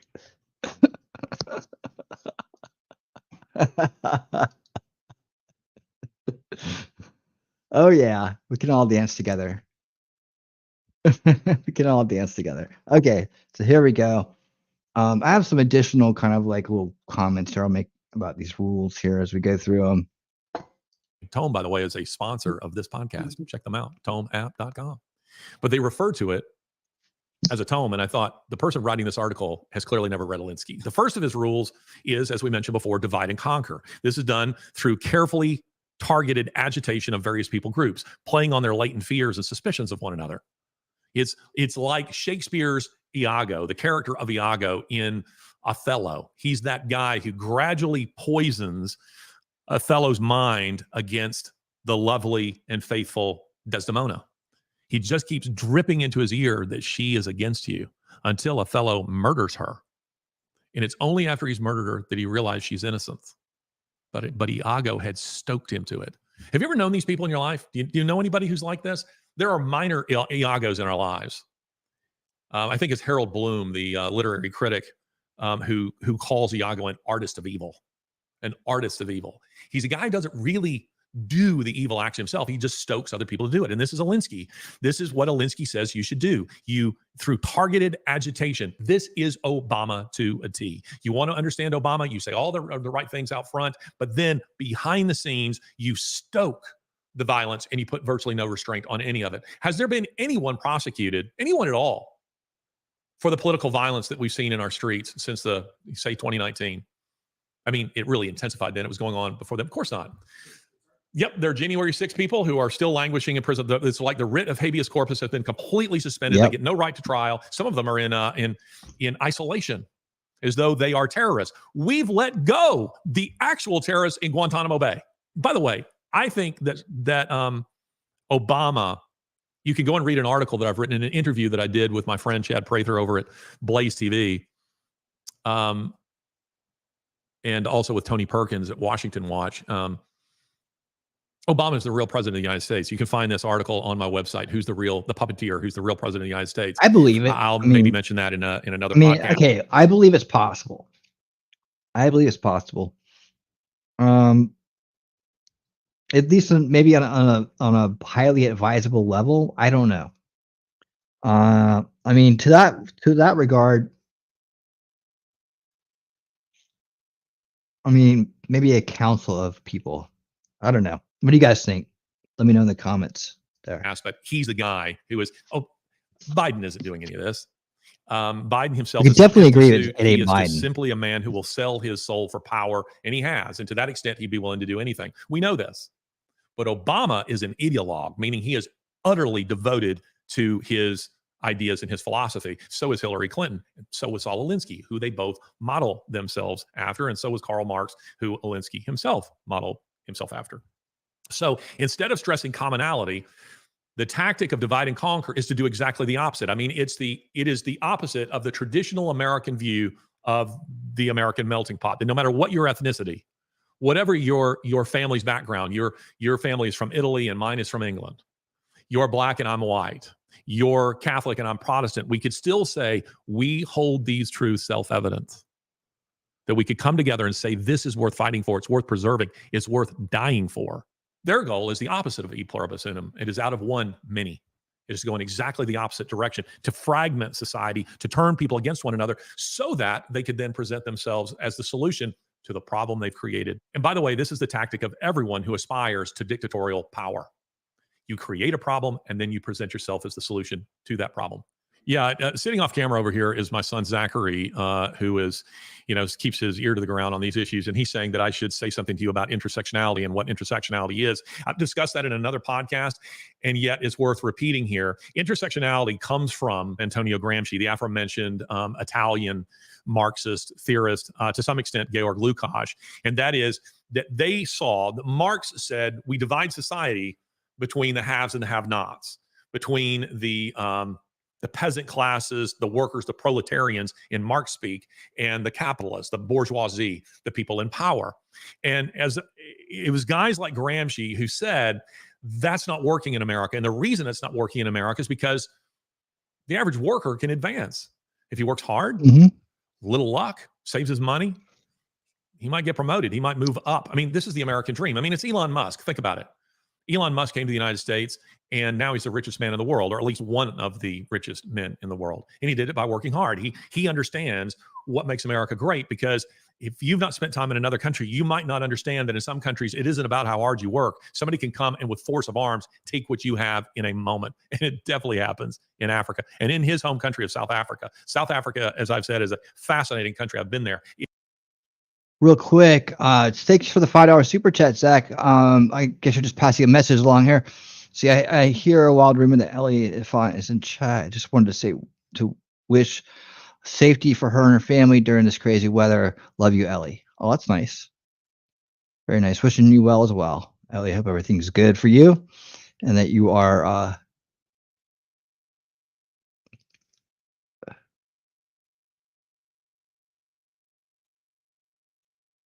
I'll never time you out, so don't you worry about that, Ellie Font. You are protected. You're in the protected zone on this channel, so you're all good. All right. I don't know what's going on there. I just wanted to read it because that was a super chat. And there you have it. I'll leave it at that. We all good? Let's get back to the show here. It is not a great country. And what is going on there with the farmers, by the way, who are being driven off, white farmers who are being driven off their land, murdered as their farms are seized. You can't get ahead in a society like that. I mean, unless you're one of the people who's stealing from everyone else. And so intersectionality is the idea, okay, we need to divide society, not just between haves and have-nots, but we need to divide it now this way. Yes. And that is between people groups. That's a great, again, a great way to put it, man. This guy really has great perspectives on things. I love the way he puts things. We should have a conversation one day. I bet you he might like what I'm doing too. But yeah, because you divide it one way and then you divide it into even smaller pieces, right? And then you have these broken coalitions, which is hilarious because you have a bunch of divided people that really should be divided on topics that are pushed together under this one big umbrella, the establishment umbrella these days. You know, they're doomed to implode themselves, right? It's like the whole, like, you know, lesbian feminists working with trans, like they're both working against each other, yet they're on the same team on the same very ridiculous looking umbrella. We divide it between, so haves and have-nots isn't working in America, but white versus black, that might work. Yeah. Men against women might work. We divide people, and it's how you end up with this woman saying, you're not allowed to come on my timeline without asking me. Did you pick up? She said, you asked me, Lord. Right? That woman's just brain damaged. She was sniffing too much glue. She says, I'm to be addressed as Lord. Wow. She says white people are to talk to her that way. And it's because she has been stoked. She's been manipulated, whether she knows it or not, that latent hate that resides in all of us, and that we should all beat down like whack-a-mole. Whenever you sense that coming up into your heart, you need to beat that down. But she didn't. She gave it vent. She, you know, it's kind of like Lord of the Rings. You know, she caressed She embraced it until it just has taken over her life, and now she's making stupid videos like this. So that's intersectionality. Intersectionality is the dividing of society in as many ways as possible, atomizing it so that every difference is accentuated and people are turned against one another. Second, one of his rules, create scapegoats. Create a vast, scary public enemy.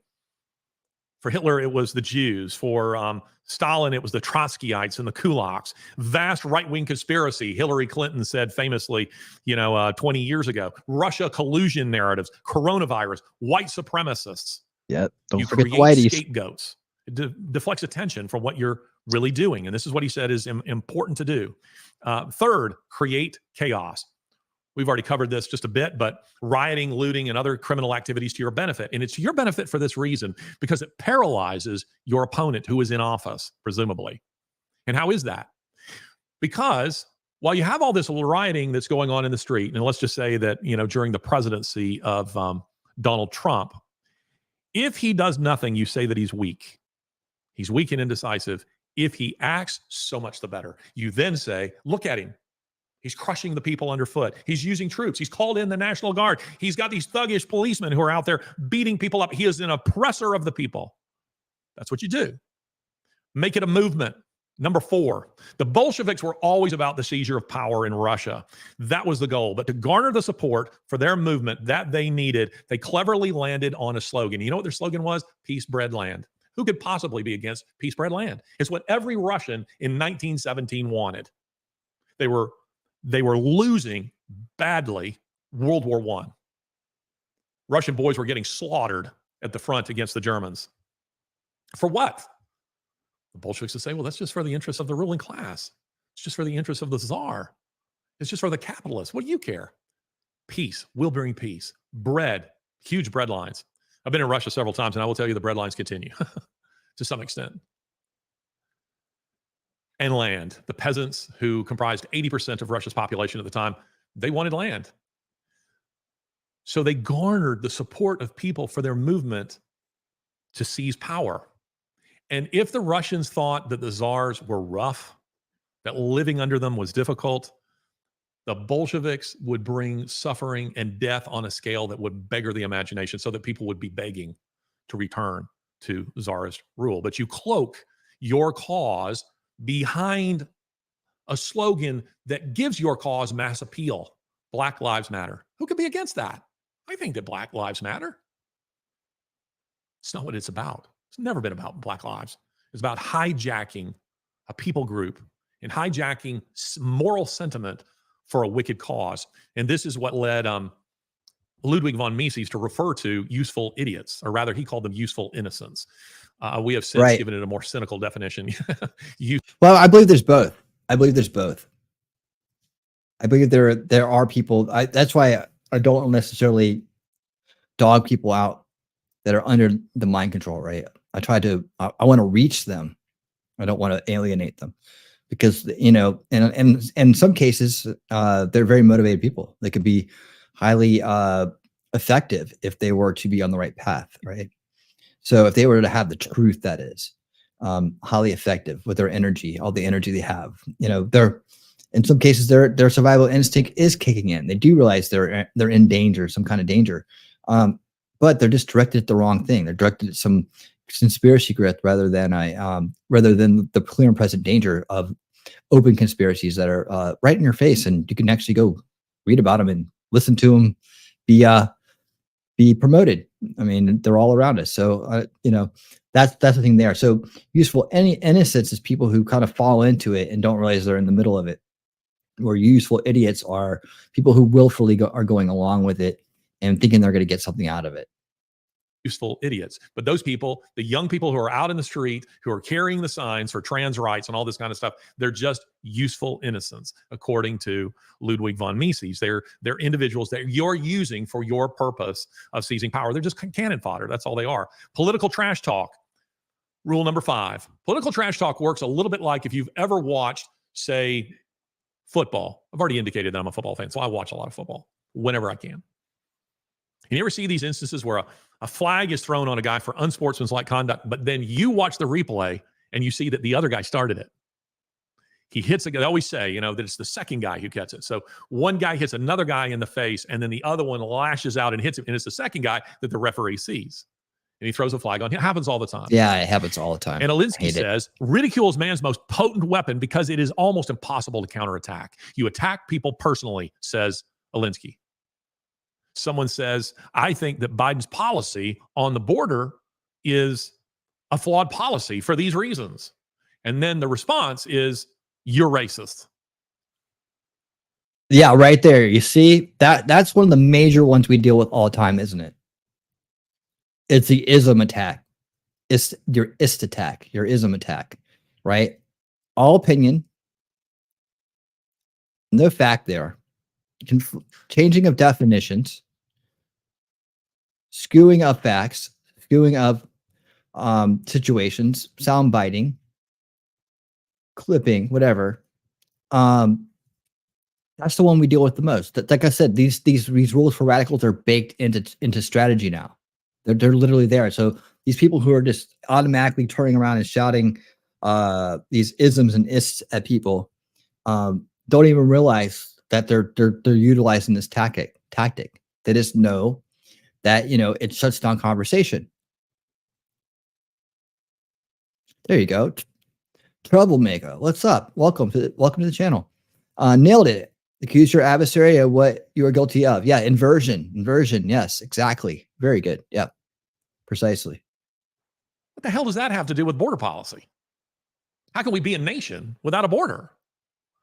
Alinsky says attack personally, insult, attack their supposed lack of intelligence, attack their sensibilities, call them racist, no matter what they do. If they fly an American flag, they're racist. They're white nationalists. You live in a nice house, you're an exploiter of the people. You vote Republican, you're a white supremacist. Make them feel shame, says Alinsky, and put them on the defensive so that they're, rather than advancing their goals, they're responding to your claims, which you don't even believe anyway. If you've ever played chess, you know how this works. I used to play chess a lot when I was a kid. And, sometimes you make moves in chess to put your opponent on the defensive just to keep him from mounting an offensive against you.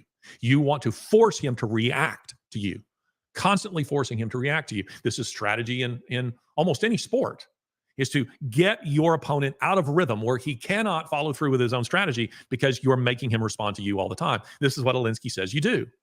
This is what you do. You create an air of cynicism about everything, about the country, about its history, about its heroes, about its institutions, about its leaders, about its values. Also known as ideological subversion. So this is where the worlds cross, right? Because Alinsky was around prior to ideological subversive infiltration of this country. So technically, he was right there at the dawn of it, right? But his work was already out. His works were already out. So I mean, he was right around that time frame. And if he wasn't exactly calling it out as it was happening, he was, I think, influential in that. Like you said at the beginning, Rules for Radicals was in his, from what he's been able to determine, what's supposed to be like a sequel to the Communist Manifesto, to Marx's work. This is why they encourage the toppling of statues. Yeah, erase the calling culture. the founders all racist and these kinds of things. Because it's a way of undermining patriotism. It's a way of undermining values and annihilating values. Yes, at a generational level. Again, they start with the youngest generation doing this. The demoralization process, what he's talking about is demoralization here, right? So part of this is demoralizing the Americanism as it should be, right? Hitler says that when he was in Austria as a young man, long before he, had started his Nazi movement in Germany, that he saw that this is the way the Social Democrats operated in Austria, in Vienna. And he said, I saw the way that they inflicted terror on their opponents with wild accusations that they knew weren't true, but that wounded the opposition in such a way that they were saying, but no, that's not true. We didn't do that.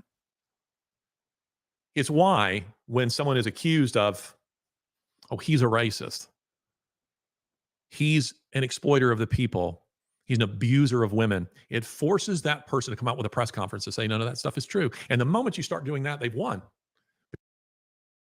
Yeah, again, they're not trying to have a conversation. They're trying to destroy it, right? With these tactics. They're already at war because they don't want the truth. They just want to be right. Because now you're off your game. Now you're off your strategy. And they don't believe it anyway. Another advantage of ridicule, says Alinsky, is that it infuriates the opposition who then react to your advantage. They're reacting. You're setting the tempo. Rule number 6. Yeah, so again, just to go back, we talked about this earlier. So the counter to this is to call game. It always is to call the game. You're just trying to use ridicule to derail the conversation.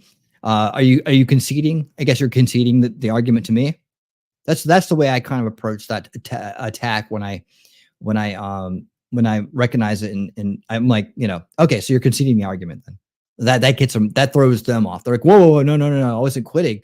You sure? You're not quitting because you're now you're not committing a fallacy, right? You're defaulting to ridicule, to ad hominem attacks, right? Logical fallacy, right? Why the trivium is so important again, right? And how the trivium could actually is a countermeasure to these rules for radicals if taught right. And so they so just call the game out on them, tell them what they're doing. A lot of times they don't even realize it, and they'll be like, yeah, you're just being disruptive. You don't know this to be a fact, and I'm not going to respond to your fallacy, right? Because all you're trying to do is break down the communication we're trying to. So you're giving up. Okay, you're not giving up. Let's get back on track then. And you take back control of the debate, the argument at that point. And next time they do it, hit them with it again. Disinformation. We all know what this looks like. Disinformation. You're constantly putting out headlines in your own papers if you're not yet in power. You're constantly holding press conferences accusing your rivals of unscrupulous things. You have a relentless campaign of disinformation. If you're, it's very interesting in William Shire's great classic, The Rise and Fall of the Third Reich. Shire makes this observation. He was in Germany during Hitler's rise to power. So, I mean, he was an eyewitness of it. And this is something that he said, I myself was to experience how easily one is taken in by lying and censored press and radio in a totalitarian state. Though unlike most Germans, I had daily access to foreign newspapers, especially those of London, Paris, and Zurich, which arrived the day after publication. And though I listened regularly to the BBC and other foreign broadcasts, my job necessitated the spending of many hours a day in combing the German press, checking the German radio, conferring with Nazi officials, and going to party meetings. It was surprising and sometimes consternating to find that notwithstanding the opportunities I had to learn the facts, and despite one's inherent distrust of what one learned from Nazi sources, a steady diet over the years of falsifications and distortions made a certain impression on one's mind and often misled it. No one who has not lived for years in a totalitarian land can possibly conceive how difficult it is to escape the dread consequences of a regime's calculated and incessant propaganda. Oh, ain't that the truth? When they control the language, they control the communications, they control the narrative. That's that establishment narrative we were always talking about, how people are born into it and often remain inside of it, never going outside of it, never seeing freedom on the other side of the wall. They have them boxed into this, their narrative, their point of view, their definitions, their culture, their way of doing things. And that's this radicalization, indoctrination process that we're experiencing today. These are the things that we have to change. And by the way, if you're ever on Rumble and you're new, please hit that follow, man. I'd love to have you back and love to let you know when upcoming shows are happening. I do 4 shows a week at least. And I got a variety of topics like this and others that I think you'll really enjoy. And I appreciate you being here. Hit that thumbs up for me. And I look forward to learning and growing with you. Let's get back to it. So the propaganda, right? Let's see. To escape the dread consequences of a regime's calculated and incessant propaganda. I mean, he says, I was aware that the stuff they were saying was overwhelmingly false, and yet it still affected the way I thought. How many people who voted for Trump almost are apologetic about it? That's the result of a steady media campaign that has portrayed him as a fascist, so that people want to. And my point here isn't, by the way, who you should or shouldn't vote for. My point is a steady diet of falsifications has an effect. It has an effect. So that many people now are apologetic for being a Christian. Many people are apologetic for just being white. Think of that. You Right. think you're not being affected by the media that isn't influencing you? I promise you, it is influencing you in a They wouldn't do it if it didn't work. Rule number 7, the thing is never the thing. According to Alinsky, that's a direct quote. The thing is never the thing. You sometimes find yourself wondering, what's going on in I the culture? agree. What's causing all this? Is it about justice for George Floyd? Is it about ending police I brutality? agree. And not only that, troublemaker, that they act, I've been talking about this too, that they're acting like the establishment media, right? They do the same things. They want to be first to get the headline out, so they don't always do their due diligence, right? They want to be sensational. This is the old school way of doing things. So why is new media trying to be like the old school media? They're trying to imitate it. It's like we should be breaking in the mold of that old media and having a more having a better approach to things, right? In fact, since you're new, I'll let you know, one of the big things here is, like we say, rather know the truth than be right. It's more important to get to the truth and be able to humble yourself when you don't have the right information, or you needed more information to actually come to the right conclusion, right? So always be seeking the truth. Always be willing to put your belief systems to the test, right? That's something that the establishment media doesn't want you to do. And I agree with you. In a lot of cases, the new media just hops on things and runs out there to be sensational too. And we're not going to get anywhere if we just adopt their old model and call it new. Right. It's not going to do us any good. And I see it all the time. It does frustrate me as well. Yeah, it's exactly what they want, rather than I'd rather listen to this. Exactly. Yeah, that is what they want. They do want us in that state of mind. I do agree with you. Is it about ending racism? Is it about equality? Is it about trans rights? It's none of the above. Again, Alinsky said the thing is never the thing. The idea is to obfuscate the issues by continually moving the goalposts. Keep your enemy frustrated in his search to find out what it is that you want. Don't give him the end game that he wants. Keep him on his heels. Don't be reasonable. And you might as well just get out in the yard and fight, because at that point it's a war. You're not trying to have a reasonable conversation to come to a reasonable conclusion. Now, one side's trying to do that, right? But the side on the attack isn't, right? And like they just don't see that. They don't see that. Well, I don't understand why they can't see that. Because they're not trying to. I don't understand why they don't realize it. Well, because they're not trying to. The idea for them is just to overwhelm you and try to win an argument, not a debate. Because the point of a debate is to get to the truth, right? A point of an argument is just to win the argument. Lawyers in court, for example, they're great arguers, right? They're not really great debaters. So they will throw out the fallacies left and right. They're trying to win the case. They're being hired to win at all costs, right? In a lot of ways, for them, inside the constraints of their own morality and the system itself, is the ends do justify the means in a lot of cases, man. It's just like, and for those cases, you're talking about whether you're going to be found guilty or innocent, right? They're going to pull out all the stops, but they're not great debaters. It doesn't necessarily mean you have to get to the truth of the matter and break things down. You just have to win the argument. And that's kind of the same kind of setup there. But in that case, okay, you're on trial, right? So it's about just getting your ass out of trouble or in as little bit of a penalty as possible, because that's what you're being paid. That's what you're paying your lawyer to do, right? That's kind of how it works. But when it comes to trying to debate these mouthpieces, these giant radical people, they don't want that are out there disrupting and destabilizing, for the point of just their agenda, right? They're not trying to come to a reasonable conclusion with you. They're not trying to have an actual debate. So call them out on it. Always call out the communication breakdowns. That's the way you bust up them. They don't know what to do with that. They'll continue to fight you, or they'll run away. Disrupt you is what they're trying to do. And you need to brush them off as fast as possible as well. So that's part of it. Calling the game out, calling out their fallacies, it blows them up. That's the only tactic that I've ever found that works in this situation. And then realizing they just want to fight, right? So you might as well just ball up your fist, get out in the yard and fight, because the argument you're in isn't a productive one. The conversation you're in isn't going to go anywhere. They're going to walk away from there just as radicalized and just as messed up. Now, what they can be is an example to others, right? That's why I try to turn them into as well, if I'm ever confronted with that, right? That, then others can see how unreasonable they are. Do you want to be this unreasonable, or do you want to know do you want to find the truth and live in truth together in harmony, right?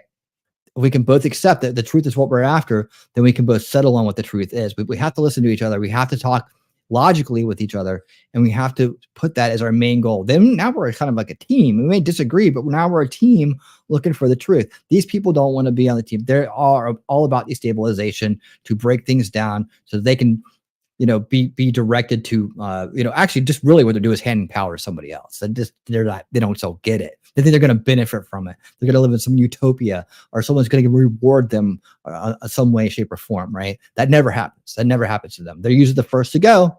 As anybody who's lived in a country that has completely been subverted and taken over by a Marxist ideology will tell you, it's a pattern always repeats. Like that Cuban CIA guy we heard from, that was being interviewed by Tucker, right? Talking about Che Guevara. I don't know that I played that one.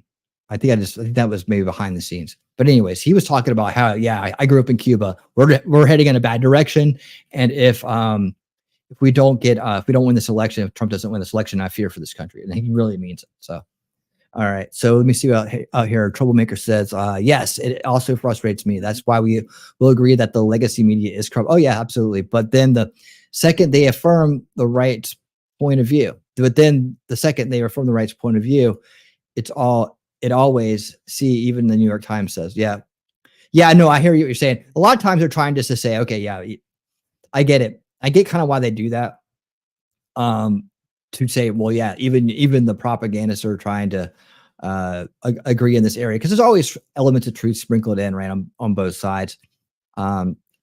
Yeah, I don't necessarily like that way of doing things. You'll see very, very few references to the establishment media on my channel when I'm doing research or trying to make a point or trying to educate or trying to deprogram. I very rarely do, but it just depends on what you consider the main mainstream media, establishment media outlets. Yeah, very rarely, if not just to make a point of seeing how ridiculous they are, how they're trying to propagandize and misled what the establishment narrative is basically what they're, just to get a perspective on how they're attacking people's brains,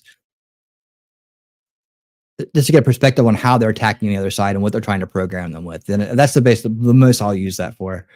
But for the most part, I try to stay away from that. All right, here we go. But continually accuse your opponent of being unreasonable. When you meet your demands, make more demands. Yeah, I wish they did. I wish they didn't. More. That's what you do. Senator Tim Scott was in discussions with Senate Democrats about the so-called Justice Act. And Scott said this: I offered to include an amendment for every concern that was presented by Democrats. They offered zero and walked out. That's Saul Alinsky. I'm sure they weren't ready for Tim Scott to say, okay, I agree. All right, good. Then they turn right around and make more. That's the way it works. Alinsky says this: you cannot risk being trapped by the enemy in his sudden agreement with your demands. You cannot. Rule number 8, seize power. This is done, as I say, by presenting yourself to the solution to the problems that you create. Do you remember what Biden's deeply dishonest campaign slogan was about? Unity. Oh, yeah. Unity. They're burning down whole cities. They're causing riots in the streets, and they're going, oh, well, look at all this that's happened because of our political opponents. Look at what Christians and white supremacists and Republicans and MAGA hat wearing people are doing. You do it, and then you present yourself as the solution. We'll bring unity. This is Adolf Hitler to a T.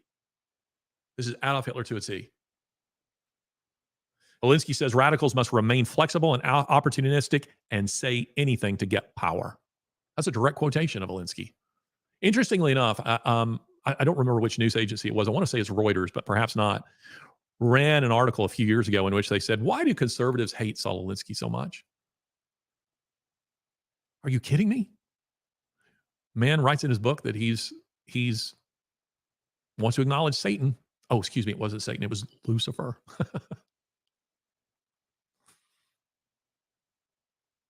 And the man says, do anything to get power. And you have media running interference for Saul Alinsky to say, what's wrong with these people? Why wouldn't they like him? He's like reading Mark Twain. Reading Saul Alinsky is just like reading Dave Barry back in the day. Hardly. Then, once in power, rule number 9, ideologically reform the levers of popular coercion. By popular coercion, I mean the instruments of power to coerce the population. And those are two institutions, the police and the military. That is going on right now. Defund the police is about purging the police of those people who adhere to the Constitution. If you've been around long enough, you probably have found yourself pulled over by a police officer, a sheriff's deputy, a state trooper, perhaps. If you're in real trouble, then maybe a federal agent. Most of the time, my exchanges with them are reasonable. Not always. You sometimes run into a jerk. But I recall some years ago, a guy pulling me over and saying that I was in the wrong lane to turn. And I pointed out to him that there's no paint on the road. How could he say that I was in the turning lane too early when there's no indication as to where the turning lane begins? And he accepted that as a valid point. All right. Wear your seatbelt. Have a good day. Meaning that we're used to, usually not always, to talking with law enforcement officials who at some level share our values and have some decency and common sense. I do understand. I've run into them, individuals who aren't like that. If you've had a bad experience, don't extrapolate that one experience out to absolutely everybody. But they want to make your bad experience to become the norm. And that's by purging the police. And it's happening. How many military people have you talked to said, I'm retiring because of all the woke nonsense? I'm getting out. I've talked to fighter pilots. I've talked to officers. Yep. And then who's left? Every branch of the military said, I couldn't take anymore. I'm getting out. That's what they want, because they want guys like General Milley. They want guys like General Milley in charge. So ideologically reform the instruments of power. Rule number 10, suppress dissent with force and the threat of force. Weaponizing the IRS. 87,000 new IRS agents. And how many fact checks came out about that? Said, well, it's not exactly 87,000. It's 84,000. Why would they be doing that and sending IRS agents through gun training? What's up with that? Is to weaponize them against the people, against a domestic population.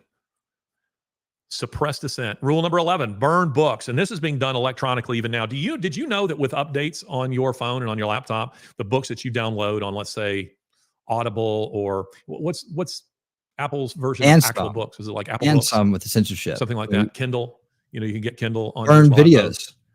They burned a bunch today on YouTube, right? Updates, they can come into your library. Who knows what they were? I doubt they were. They do it occasionally. Ones we'd like to Sometimes see for a good gone. reason, because say an author like me, I hope you all have my books downloaded on your iPhone, on both apps, by the way. You need it on both. But somebody like me maybe sees in the electronic version a typo or a formatting error.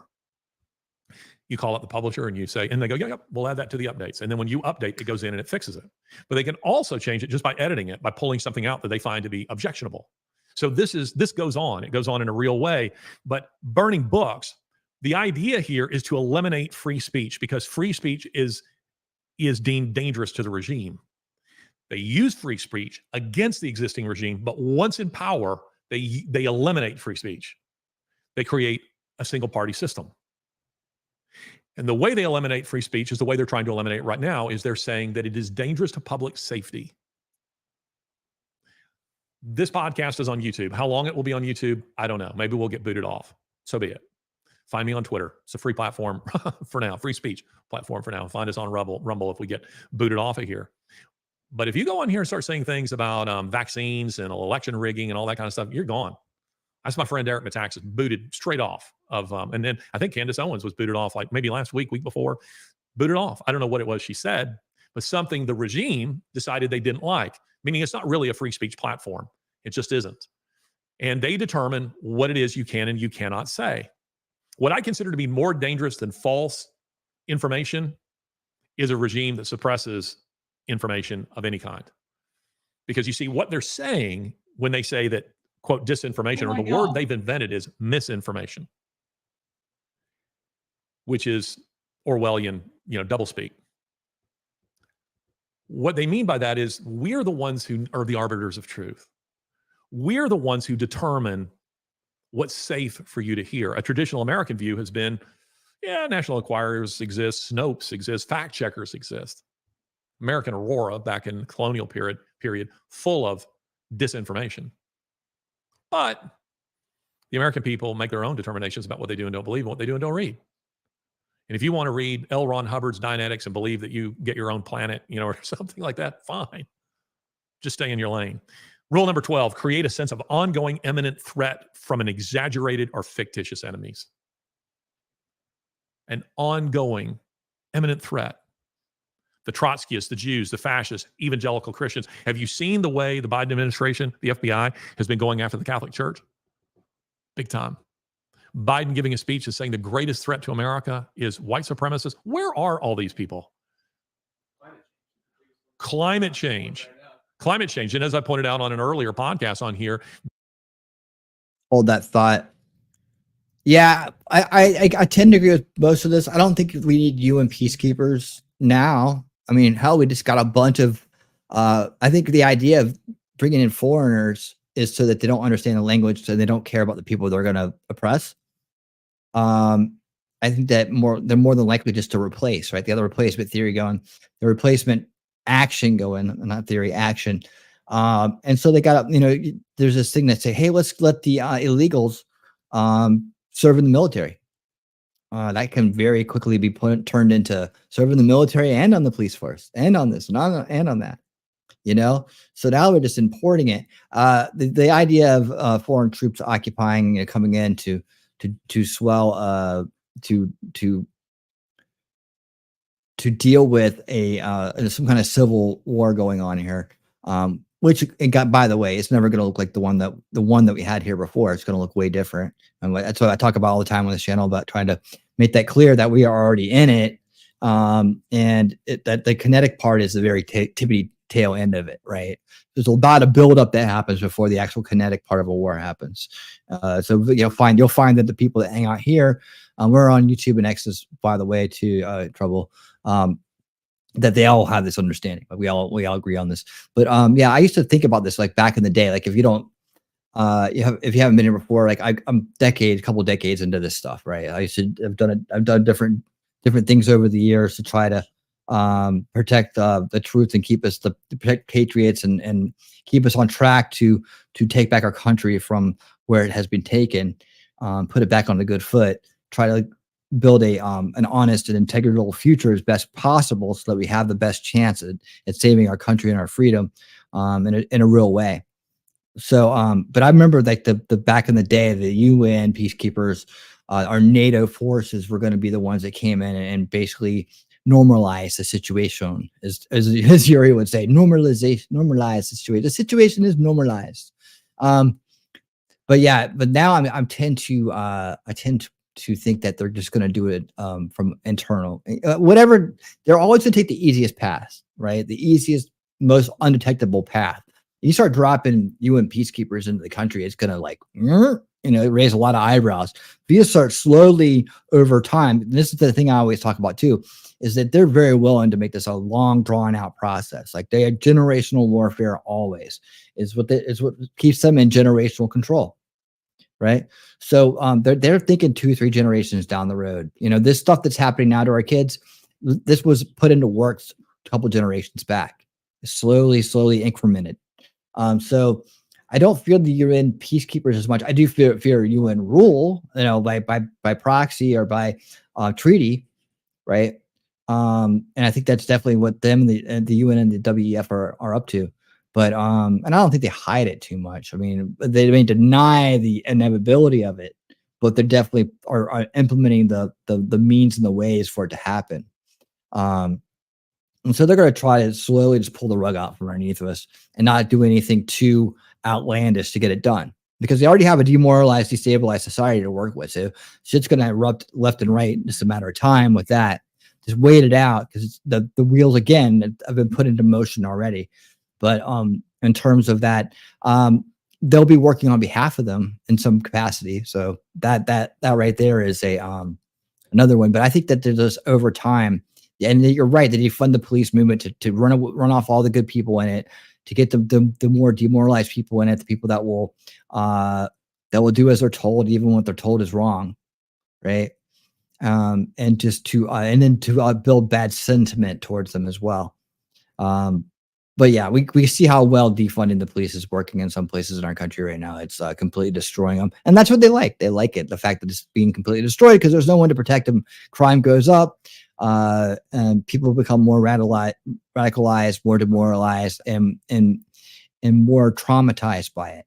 And that just makes them very happy, because it completes the mission. It helps them sustain their position in the world, as well as roll in their plan without anybody standing in the way.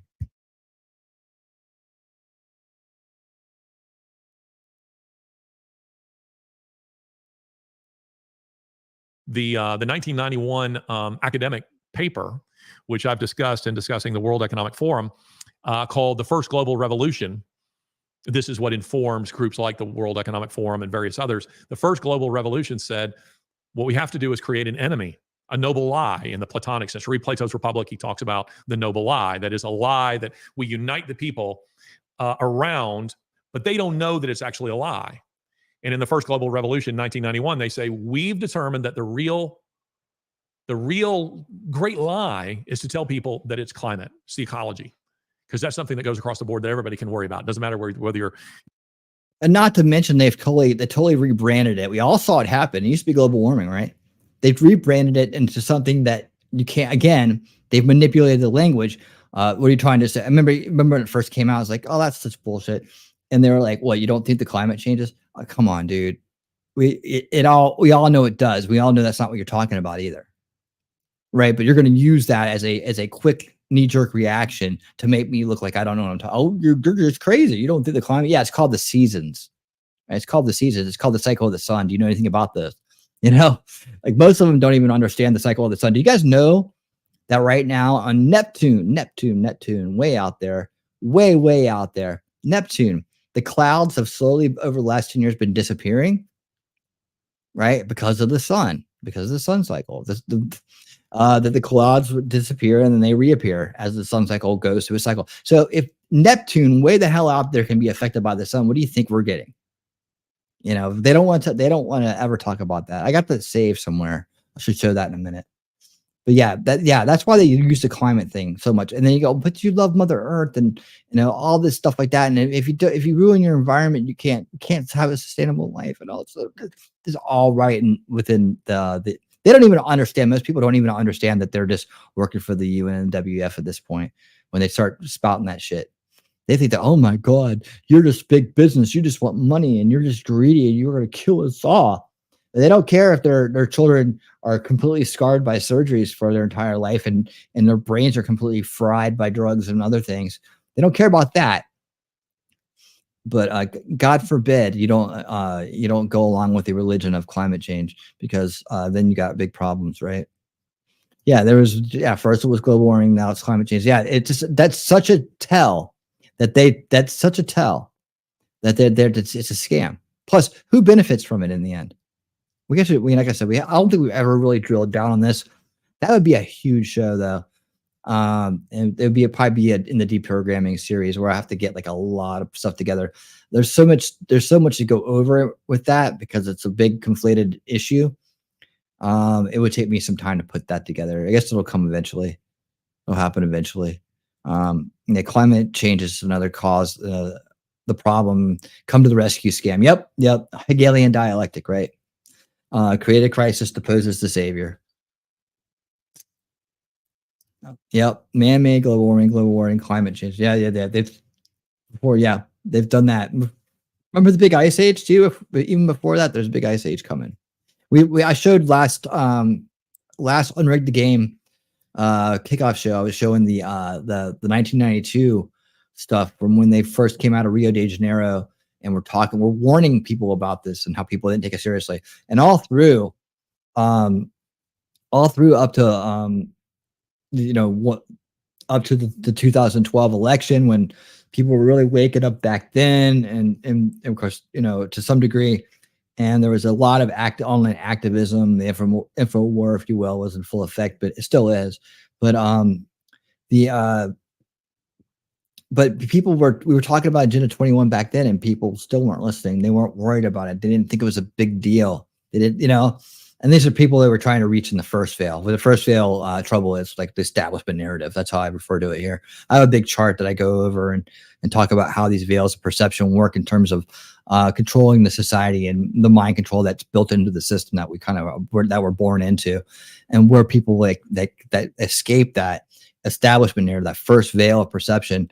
What happens along what is the path to awakening, and we have some really enlightening things there in terms of recognizing the cycle of abuse and how that corrupts generations and how that enables the cycle of control. That's the third and the fourth veil. So second veil would be the alternative narrative, and that would be within everything there's truth sprinkled in, but there's also deceit and subversion sprinkled in. And we have to be able to recognize that to break free of it without going too much further into it. That's when, again, to give you an idea of what I mean when I'm talking about first and second veil. Crown target, what is up? Don't pay attention to things unless it affects them personally. It's a huge flaw in human nature. Good to see you, Crown Target. Man, we got everybody in the house tonight, man. It's awesome to see you. I do think about you, and I wonder what you're up to. I'm happy that you're here. Honestly, pay attention. There you go. I've been interested in weather observations for 40 plus years. I remember fronts coming across the U.S., but I see now are giant rotating storms moving more slowly than I ever remembered fronts moving. Yeah, weather changes over the lifetime, and that the one thing I can say is that the sun cycle and things like that. Our lives are I know the theme. One of the themes of the night is like life's too short, but our lives are very short compared to that of the earth and its cycles and its weather. And one of the things I think a lot of people in the climate hoax arena do is they try to always pull out their lying eyes. Well, I remember this and I remember that. And so I'm not talking about you. I'm just talking about part of the game that they'll play is they without thinking about things broadly and like in a longer term, like how infinitely small our lifespan is compared to the earth and its cycles, right? I mean, none of us were here to see the freaking Pangea, right? And the separation of the continents, for example, right? That took place over a very long period of time. People then might have noticed the weather was changing too, you know, and things are changing and things seem to be getting further apart. Where did this giant river come from? Oh, wait, I mean, it's a lake now. Wait a minute, it's an ocean now. You know, I could imagine if people were around at that time and they were noticing that kind of earth change going on, even slowly, they would find some group would find some way to profit off of it and say, if we don't do this, the continent's going to separate. We got to do something. We got to build more bridges to connect the dirt together. There's something like that. I just, you know, they never stop. They never stop. But I always am careful about my lying eyes. So I realize at those points that, you know, take a step back. How long have you, do you really remember things the way you think you do? From childhood to, you know, midlife and beyond. Do you, you know, as the earth is itself, right? They say that the climate people, for a lot of them, what they do is they cut off the data at a certain point to make it work, right? But they don't consider data prior to that. They leave out facts. They leave out different metrics and whatnot. So that's the only way that their models can work. So leaving those things out, like, oops, okay, we don't know. Oh, we don't need that. How do you know? I mean, how do you know what it was like 10,000 years ago? Nobody does. Nobody was there, right? Nobody was there. We could speculate. But nobody was there. So we have to like just deal with the present, right? Deal with the present. And if their data doesn't make any sense, it needs to be called out. We need to have real conversations about things. But just like Saul Alinsky would tell you, when they're going for power, they're not going to want to have a reasonable conversation with you. They're just going to attack you. The whole climate thing's become a religion because you're a denier if you don't just buy into the religion. That's how you know it's a religion, right? When they start using words like denier, and they don't even have a conversation with you about it at all. You know, they would rather win the false argument than know the truth and be absolutely right. So that's what we deal with. That's what we deal with. It's climate, it's the ecology. Is that something that goes across the board that everybody can worry about? It doesn't matter whether you're a Muslim, whether you're a communist, right? whether you're Hindu, what your nationality, we can all unite around that. And they said that needs to be the thing we tell everybody. Greta Thunberg just last week looked like an idiot. Do you remember why? Because she had said 5 years ago in 2018, in June of 2018, she said, in 5 years, basically, the earth will explode like the Death Star unless we adopt all these radical environmental policies. And there you go. The ends justify the means. So she doesn't care that she lied to you. She probably knew that it was a risky thing to do, but she didn't care because she's trying to push through the Paris Climate Accords right then, or whatever new scam they got up for us to surrender our sovereignty and our property to, right? They have it, you know, so she didn't care. That little, you know what, didn't care, right? She got out there and lie to you. AOC will get out there and lie to you. Al Gore will get out there and lie to you, right? They're only trying to push their agenda. You got it 12 years. You got 15 years, right? It's like, you know, according to Al Gore, we should all be underwater right now. Now, are they walking that back? Are they coming back out there and be like, you know what? I was wrong. I really need to rethink my point. I really need to do better than to get out here and lie to everybody and make these fear-mongering assumptions about the world and scaring people. I should do better than that as a human being. Nope. Let's double down on it. Well, not yet, but it's coming, right? Meanwhile, Obama's got his beachfront property. He ain't worried about anything, right? He ain't worried about it. He's got his beachfront property up there in Martha's Vineyard. He ain't caring, right? He doesn't care at all. So definitely, your view of the world is always different as a child versus adult. Yeah, it is. It is, and you know. And because you realize things as you get older, wisdom, more synapses connect. You know, you gain wisdom, you gain experience, you gain through pain and joy, and all those other things. You know, they help you grow and mature, and then you get old, and you know, there you have it. Yeah, Let's see where we at. As a child, time is long. The day is like a year. You get older, time flies and years go by like days. Yeah, it really does. It really does.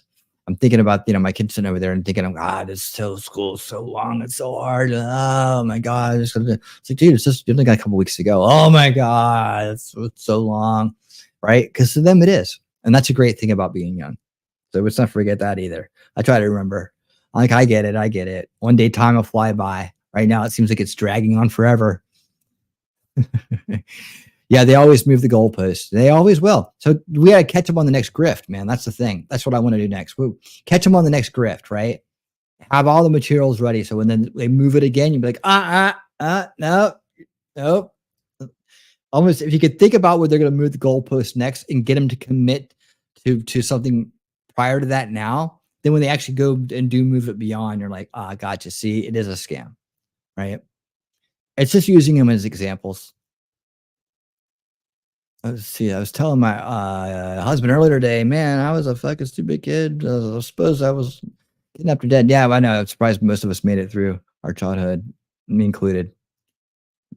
Let's see. My 5-year-old has no concept of time beyond the next time he gets to play Mario. Yes. And it seems like it's so long until it happens, right? Oh man. Yeah. It's all a miracle we survive. We are the survivors, though. We'll keep surviving. That's for sure. You made it this far in life. You did good. All right, let's back this up for a second and get back on them. Explode like the Death Star unless we adopt all these radical environmental policies. Didn't happen. And unfortunately, Greta is still with us. And rule number 13, rig elections.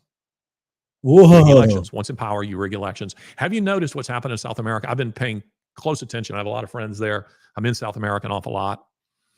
And just in the last couple of years, Chile, the most stable democracy in South America, has fallen to Marxists. Colombia has fallen to Marxists. Brazil has fallen to Marxists. Peru has fallen to Marxists. And Honduras has fallen to Marxists. All 5 of them in a very short period of time, and all under highly suspicious, dubious elections that were going strongly in the other direction. And then all of a sudden the counting stops. And a few days later, they say somebody else won. This is exactly what the Marxists did in Richard Wurmbrand's Romania. When they took power in 1948, they held free elections. They regretted it. And they were losing to a Romanian nationalist party, kind of a farmer's party, as I recall. It's been a while. I think by 80%. And the election counting stopped. And then a couple of days later, the communists were declared the winners. And were the communists ever voted out? Of course not. They were never voted out. They were killed, a lot of them, in the revolution of 1989, when Nicholas Ceausescu, the longtime dictator there, was captured and executed through the freedom wave that went across Eastern Europe and ultimately led to the collapse of the Soviet Union in 1991. But they never lost an election. Once Marxists are in power, they never lose elections. It's so weird. They're like, they're 100%. Their batting average is perfect once in power. So you need to pay attention to this. These are the rules for radicals. Okay, so the rule for radicals number 13 that I got didn't say rig elections, but it said pick a target, freeze it, personalize it, and polarize it. The opposition must be singled out as a target and frozen. In a complex, interrelated urban society, it becomes increasingly difficult to single out who is to blame for any particular evil. There is a constant passing of the buck. Obviously, there is no point to tactics unless one has a target upon which to center the attacks. If an organization permits responsibility to be diffused and distributed in a number of areas, attack becomes impossible. So next time you see a political, so that's what they're talking about there. I don't know where he got what he said, but what he said makes sense too. Maybe that's 13 and a half or 14. I'm not saying he's wrong. I'm just saying that 13 comes across a little bit differently to me, but I'll go with what he says right there too, because it's a notable pattern for all these groups. They do it. No doubt Paulo Freire has an influence, help that happen in the past. Let's see. Yeah. Okay. Yeah. That Alinsky stressed in a very good way. Revelation 6:8 says, and I looked, and behold, a pale horse, and his name that sat on him was Death, and hell followed with him. Can't know this, Famous but I've often wondered if that verse is a reference to socialism. Marxism is a variant of socialism. All Marxists are socialists. Not all socialists are Marxists, but with a body count of more than 125 million people in the 20th century alone, you wonder if the pale horse with death sitting on it isn't a reference to this very, very dangerous ideology. Now, whether it is or not, only time itself will tell. But regardless, history has demonstrated all too clearly that death and hell follow this murderous worldview wherever it goes. And yet, the arrogance of guys like Saul Alinsky and the people that we currently have roaming the corridors of American power, of American entertainment, of American academy, that is to say, the educational system, they're all arrogant enough to believe that it really can work. It really can work. I attribute this in part not just to evil hearts, the aforementioned reference, Jeremiah 17:9, but I also attribute it to the fact that there has become a complete indifference in American, maybe I should say in Western academic circles, a complete indifference for history. A complete indifference for history. It's like history, it just does not matter. It can tell us nothing about the future. And I want to say this to you, for those of you, because again, my podcast, the purpose of my podcast is not just to give you an avalanche of negative information so that at the end, at the end of the show, you think, gosh, that was very interesting. It was very depressing. I think I'll go slit my wrists now. That's not my goal with this podcast. I want to equip you. I want to inform you. I want to encourage you. I want to mobilize you. But you need to know your enemy. You need to understand your enemy. And I'm a Christian. You need to understand that. As I've said many times before, 2 Corinthians 10:5 is my motto. We destroy, there the Apostle Paul says, we destroy arguments and every lofty pretension that sets itself up against the knowledge of God.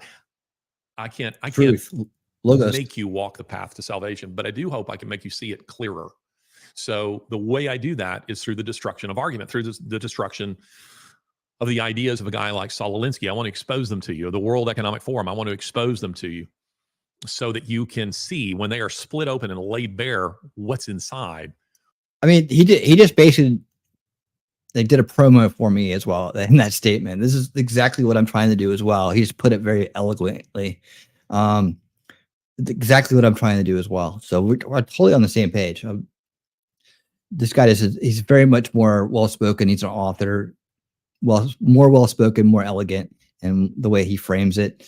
But that's, if I didn't get that point across to you at some point, he just made it for me. So thanks, dude. I do appreciate it. What they are all about. So all this can feel very overwhelming. And as I was talking to my wife, I thought, wow, what can I do? What can any of us do? And that's when I felt the Holy Spirit, speaking to me and saying, let the saints equip you. Let the saints equip you. Larry, there is nothing new under the sun. There's nothing new under the sun. Your forebears, generations have dealt with this. They have dealt with this ideology and they dealt with it successfully. Some of them died. Many of them died, but not before they equipped you. They've equipped you. Go to them. Let them tell you their stories. Let them tell you the horror. Read Dostoevsky. I mention him on almost every podcast because there is absolutely no one that you can read who will better help you understand, even though it's, now some of his works on this issue are now more than 150 years old. Go and read Alexander Solzhenitsyn. Read Lev Kopelev, the guy that I just made reference to, Kopelev, Lev Kopelev. Read him. He will help you to understand this. Read any number. Go and read Richard Wurmbrand. Richard Wurmbrand is a very quick and easy read. If you feel intimidated by reading, 800-900 pages of Dostoevsky, you can go and read Richard Wurmbrand's little book called Marx and Satan. It's about 90 pages. It'll blow your head off. If that even is too challenging for you, go and read. You find it online. Actually, I think it's on a Mormon website. It's like Joseph Smith Foundation or something. But go and read Richard Wurmbrand's 1966 Senate testimony. It's the Senate minutes. It's the Senate record. All it is just he said, and it's Wurmbrand telling his story. He was a Lutheran pastor who had been imprisoned by the communists, by the Marxists. And Wurmbrand's testimony is so powerful. I don't recall how long it is, not that terribly long, but you will become so engrossed in it, you won't be able to put it down. Let the saints equip you, Larry. Let the saints equip you.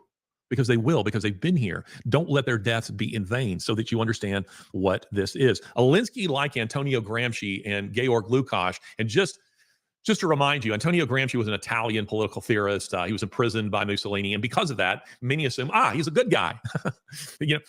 Hitler and Mao and Stalin and Mussolini did occasionally imprison people who were actually as evil as they were, murderers, rapists, this kind of thing. And Antonio Gramsci was evil to his black-hearted core, not because he necessarily killed anyone personally. Same for Georg Lukács. Georg Lukács was a Hungarian Marxist political theorist. They're guys that are just like Saul Alinsky, except they just weren't Americans.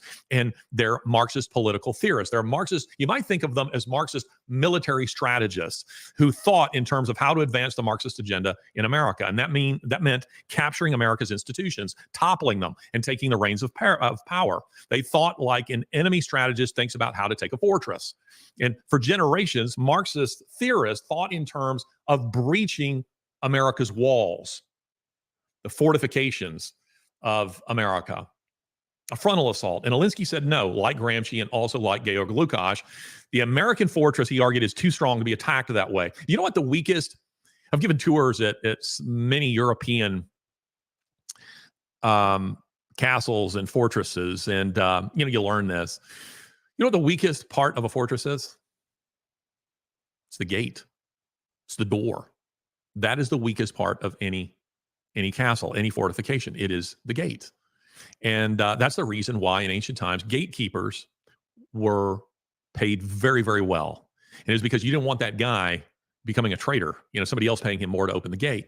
Yeah. And so Alinsky, he was arguing, this is the way in. Alinsky argued was, if we can turn the gatekeepers, we can take the whole base. We can take the entire fortress. The castle itself will fall to us like a ripe fruit.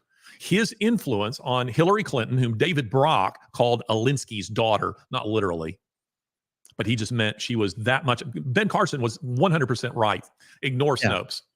She is, ideologically speaking, Alinsky's daughter. Yeah. And that relationship has been well documented. I mean, Hillary Clinton wrote her senior thesis at Wellesley on Saul Alinsky. She met with him. He tried to hire her when she graduated from Wellesley, and she turned it down. She told him that she was going to go to Yale Law School, and he told her she was wasting her time. She should come, she should come to work for him. And then upon graduation, there's a letter that came to light some years ago of her correspondence with him, where she wanted to meet with him again, and she's talking about how wonderful he is and this kind of thing. I want to close with this: the real enemy of socialism, of Marxism, of fascism, of all political programs that aspire to totalitarian rule is the Christian faith. I'm going to say it is truth. They hate truth. They can't stand it. It doesn't work. It can't work. Logic and truth.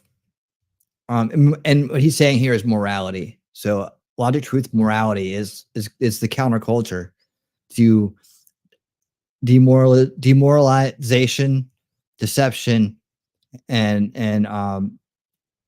radicalization. I mean, it's like, it's the opposite spin. It's going to counteract them. It's going to, whatever brings the light to the darkness, right? And for them, it's whatever brings the darkness to the light.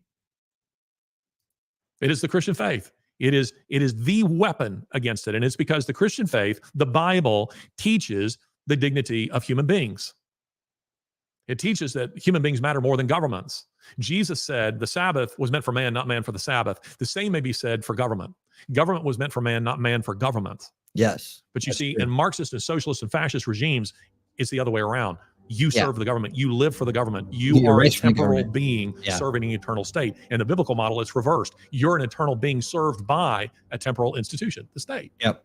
Satan, Lucifer, Beelzebub, the devil, as Snopes would have it, as depicted in the Bible, is a creative. All he can do is pervert God's creation. And that, by the way, is the way socialism and Marxism and all of its variants operate. They only seek to pervert what is good. But my final words to you are this: don't lose heart. I believe in a big God, and I believe that we're supposed to better play not be to copyrighted. win. I only play to win. I talk to so many Christians these days who talk like, well, I guess we just continue to polish the decks on a sinking ship. No. No, we advance. Someone said to me in the comments on YouTube, well, again, that's why it's a generational war. It's generational. Like we have to like know that, or we're doomed to repeat the same thing over and over again, and it's going to continue to get worse. We have to cut off the subversion at the youngest generation. We have to take back the education. We have to get all this bullshit out of there, all this control out of there. We have to take back and defend our parental rights, and we have to put the right education in ourselves. We need the trivia. We need the Socratic method. We need all the omitted history put back in and taught correctly, right? From a non-biased point of view. Facts are facts, like Thomas Sowell has done, right? We need to rebirth and understand the philosophies of liberty, as Ron Paul so greatly described during his 2 different presidential runs to a whole generation of people. He knew that what needed to happen was liberty needed to be reborn and rekindled, right? Just like Jan Irvin knew that we needed the trivium back. And so we have people that want to make generational influence as well that are out there right now that just need to be bundled together and put in the right place. And that's what solution culture is, the fifth veil solution culture, where we all sit above and beyond the influence of those who try to control us, coming up with solutions and not just sitting here on defense, looking towards the future. And how do we actually fix this for good? Not just for 4 years, not for 8 years, but for good. How do we actually get the upper hand back on the world? How do we actually win back our reality? That's what we're talking about here. Well, the LGBT mob is advancing. Well, so are we. We should be. So what I would encourage you is to remember that we serve a great God, or as I like to say on this podcast, we serve him who said, let there be light. It gets no bigger than that. Stay in the light. And so I hope on this podcast that you are encouraged. I hope you will pray. I hope you will learn. And I hope you will engage the people. All right. Thanks, around Larry. you. Thank you, Larry. That was good, man. I really liked his point of view. I like the way he presented that. And I think that was an excellent understanding and way to understand Saul Alinsky and his rules for radicals. Now, what I want to do in our remaining time here is I want to go ahead and take you through a few points that were brought up and also show you some examples of the rules for radicals in action. But first, let me show you this. We're talking about the effect in the military, right? What this wokeism is doing, what this defund the police is doing, what all these different attacks on our security are doing, our security forces are doing, right? Now, I want to remind you this. We saw this the other day. I'm just going to play this. I want to remind you of. Well, actually, I'll tell you what, I'm going to play this and you give me your thoughts on it, because I think you're going to think the same things I thought. Before I do that, let me look at the chat here again real quick. Let's see. Meanwhile, present it like a gift. Meanwhile, the gift contains forces that you never expected will annihilate you in the world. Yeah, the virtue, altruistic approach. Hide it behind a mask. We've seen that before. With the excuse of existing for the greater good. How about existing to protect the innocents and provide a safe and prosperous place for your lineage to exist, right? Your children and their children and their children, right? They want to take all that away. They want to hurt the children that hadn't even come into your family yet. They already have designs for them. That's the part that infuriates any good person. That's when you want to rise up and fight, right? And they know that. But that's how they reproduce. That's how they keep this cycle of corruption and abuse going. I've got leftards in my family right now. I don't bother with holidays get-togethers anymore. Yeah, we have some of those in our family. We just don't really discuss it. They can do whatever they want. But we don't have any drama in our family, so thank God for that. Let's see. Isms, in my opinion, are not good. A person should not believe in an ism. They should believe in himself. Ferris Bueller. Yeah. Well, at the root of all isms is elitism, right? Elitism. They're not. They believe they're better than everybody. Everybody else is beneath them, right? So they have the elitist mindset. Elitism is a mind virus that controls the psychopathic minds, the sociopathic minds, and narcissistic minds, and the elitists, the people that are the global ownership, the global ownership class we talk about in the fourth veil, right? The one that is financing and empowering these institutions that cause harm, right? The ones that are funding and deriving the information abuse, the lies, the narrative crafting that's happening in the first and second veils. You know, they're behind everything that turns a person life upside down, who corrupts the person, who destroys their innocence, who breaks them before they can become fully live up to their potential, right? Whether it be through information, whether it be through food and water, whether it be through language or whatever, you know, identity, anything they can play on to get into a person and disrupt their lives and cause them to cause harm to themselves. They're all about it, man. They're all about it. And if someone can do it for them, they're all about that too. The loser asked me the loser lefty asked me anything, I just tell them to call a Democrat. I give them a real personal consequences for all the nonsense they believe. You know, it's hard to tell who the victims are and who the willing, willful idiots are, but you know, when the light shines, they'll scatter. Let's see. Okay, that's a personal message. Let's see.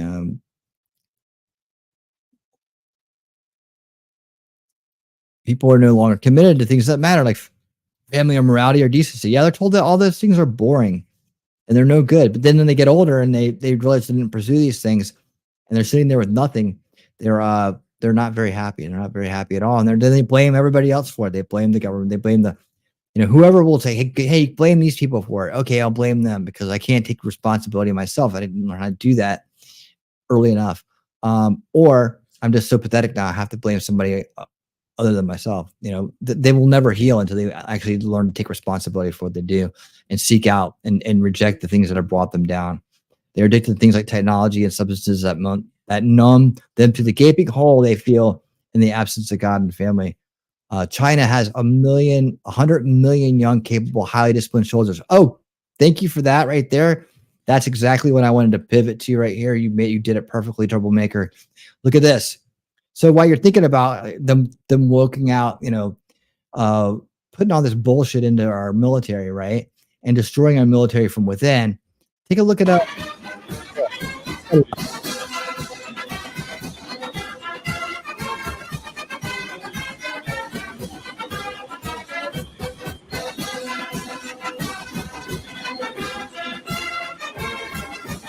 at that. There's the people that are going to meet on the battlefield.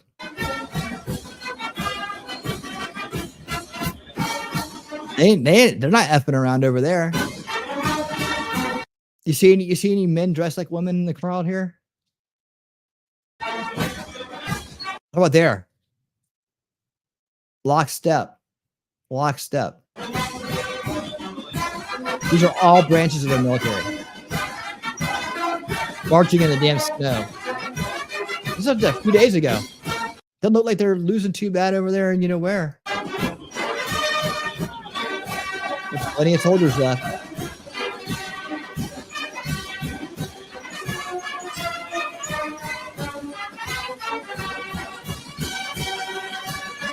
They're messing around. They got so many soldiers they have enough for a full-on band, man. They got a. I mean, look.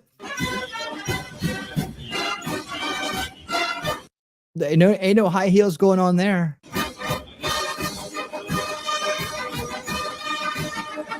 These guys are ready to kick ass. Look at all of them. Look how many there are, all the way back. This is their big celebration. It's Victory Day. It's the Victory Day parade that they do every year, no matter what's going on. Everybody come home for the Victory Day parade. They ain't messing around, dude. Look at that. One day I would be a soldier too. They got women in the military. They're not making the men act like it.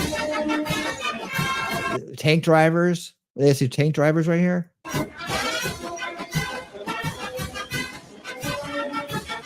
We're not fucking around. Not. I mean, come on, look at them. Right? What do you think our parades look like right now? And that's a shame. That's a blow to everybody who does it the right way, who's come before us and fought for this country. It's a blow to them that we're not giving them more respect. But yeah, just to kind of give you an idea. And this thing goes on for 10 hours. 10 hours. You just watch it all day long. There goes the tanks, right? I'm sure they got more than one, but Yeah, there's just demoing, demo. Look at that. Is that their Green Berets? I mean, dude, they ain't messing around. Good thing we got great jets and can fight from afar because we don't want to be up close with these guys. You know, even the women look like they're tougher than the some of our soldiers. They're not discriminating, but they're not going over not jumping the shark either. All right, so yeah, there you go.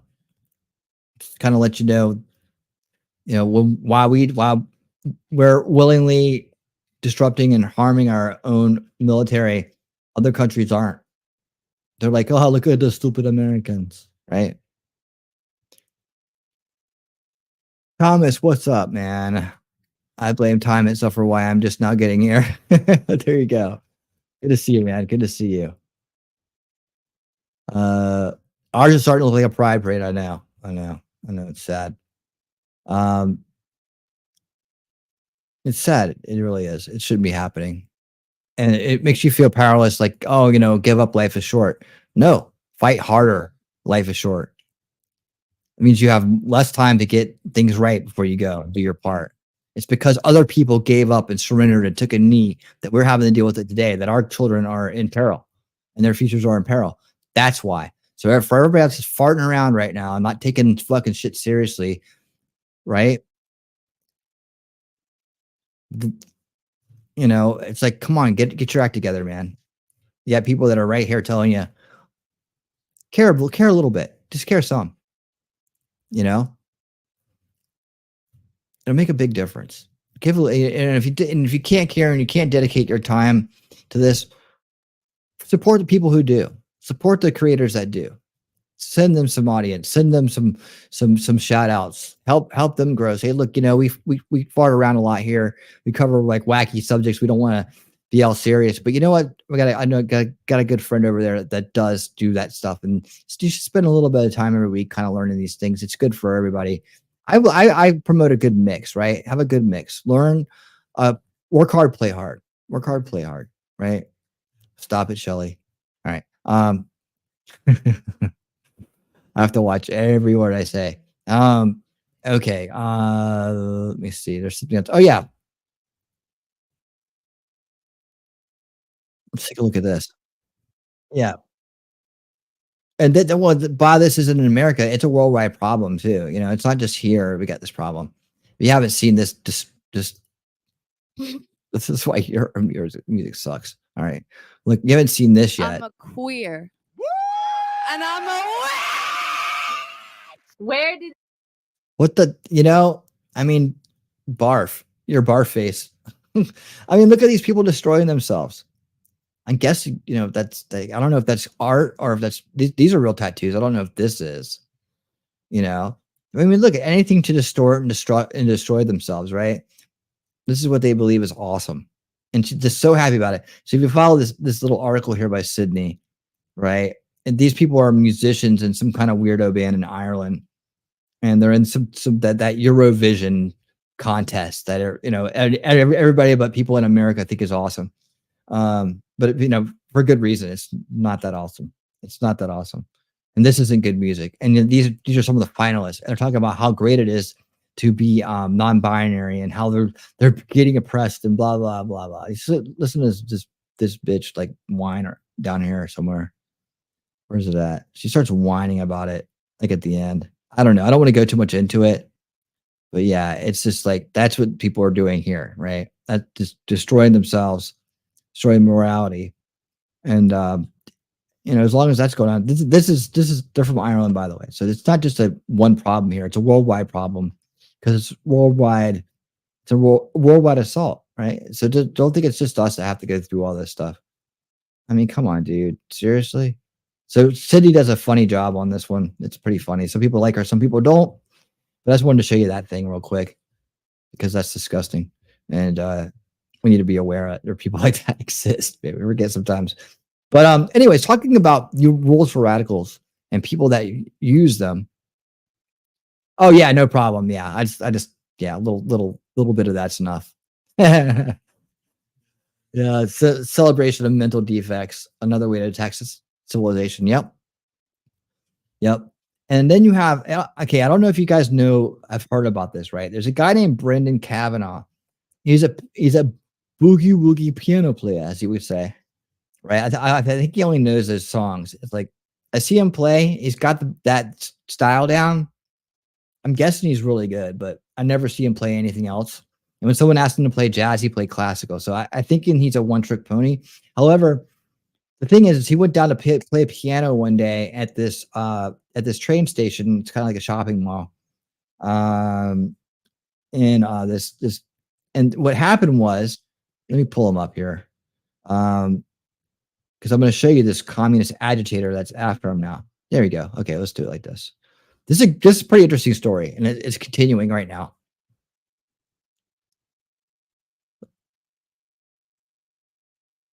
It needs to have Sydney write herself a promo spot, and it will end the complaints due to how funny she can be. She is funny. Yeah, she is funny. I don't know. This is a Jack Murphy thing and the Elijah Schaefer thing. A lot of people have been after her. I'm like, whatever. Let's stop the damn infighting. You know, is she on this good side? Is she speaking out against the shit that's wrong? Yeah. Let's stop the infighting. Let's have good conversations. I don't like this. Tim Pool this and this. I don't agree with everybody. You know, I got it's just the people I don't agree with are the conspiracy grifters, the ones that are just grifting these outrageous conspiracies to pull people into these rabbit holes that don't accomplish anything but discrediting them, you know, and distracting from the real issues that we talk about. Like what he's talking about. He's talking about the CCP. And what happened is that he went to play piano, and what he did was he played piano to entertain people, and he's streaming, right?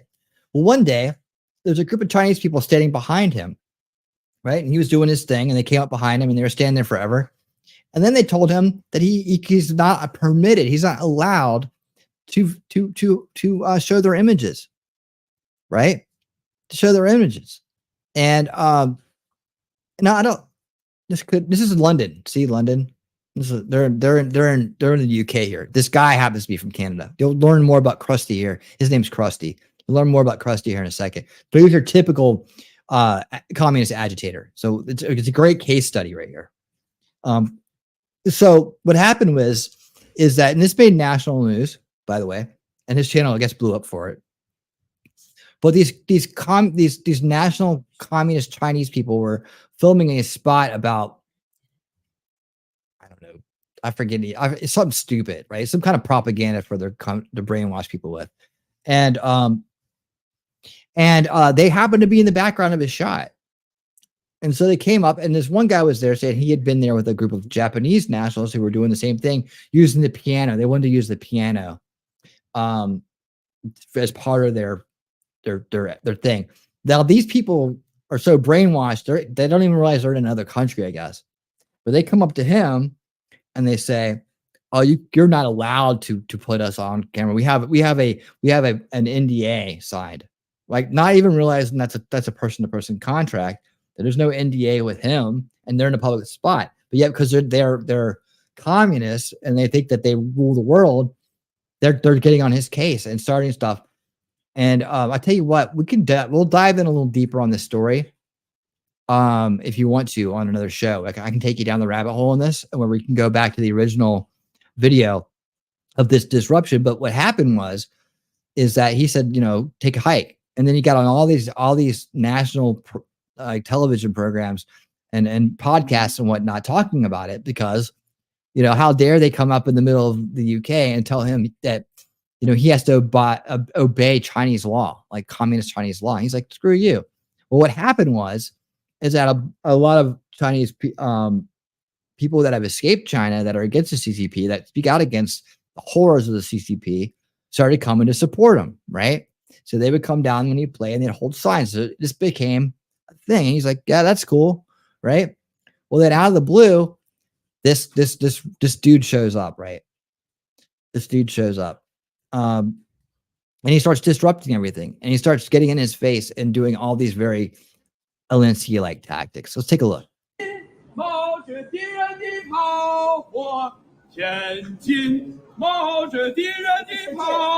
And they call him Krusty because look at him. I think what they don't realize about Krusty is he's intentionally repulsive. Like he's intentionally repulsive. That's part of the thing, is to be repulsive and disgusting, right? And so yeah, he's very disheveled. He's very disheveled. He dresses like crap. He looks like crap. He probably smells like crap, honestly. And so he's just out there to be repulsive, to run people away from him, to be destabilizing, right? Oh, I've actually seen this guy before. I've seen you before. Where have you seen me before? I saw you talking to the Falun Gong in Chinatown. All right. I hate the Falun Gong. Yeah, okay. Yeah. Apparently that went really viral. Yeah. Apparently I got loads of views on Chinese TikTok. CCP. I just remembered you, man. Yeah, so this dude's a professional agitator, communist agitator, and he's been paid to and he's a raging hypocrite too. But so the CCP finds people like this, and they pay them to go out and destabilize and distract and cause a ruckus. So this guy can't even hardly get through a song when this guy's around. He stops playing and all that. Oh, hey, thanks for coming by, Troublemaker. I look forward to seeing you again. Thanks for following too. I appreciate that. And thanks for the thumbs up. Appreciate that as well. Have a great night. Awesome to meet you. CCP model. Yeah. Okay, so are you a CCP supporter though? Not at all. Are you sure? No, 100%. I have massive problems with the CCP and how the CCP is run. Okay. However,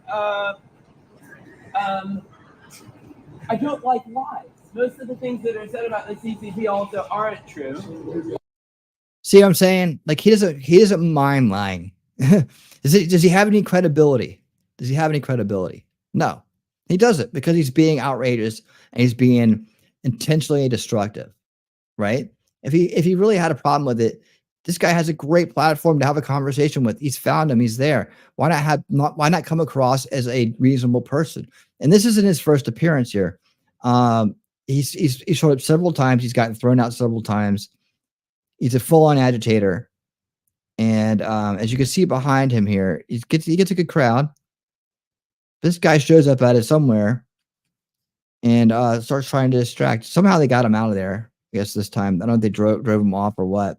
But I just wanted to show you the way this guy works. The Falun Gong, by the Uyghur Congress, and often, I mean, there's things you can say about the CCP. I'm more concerned in the world today with the threat to world peace that's presented by the United States.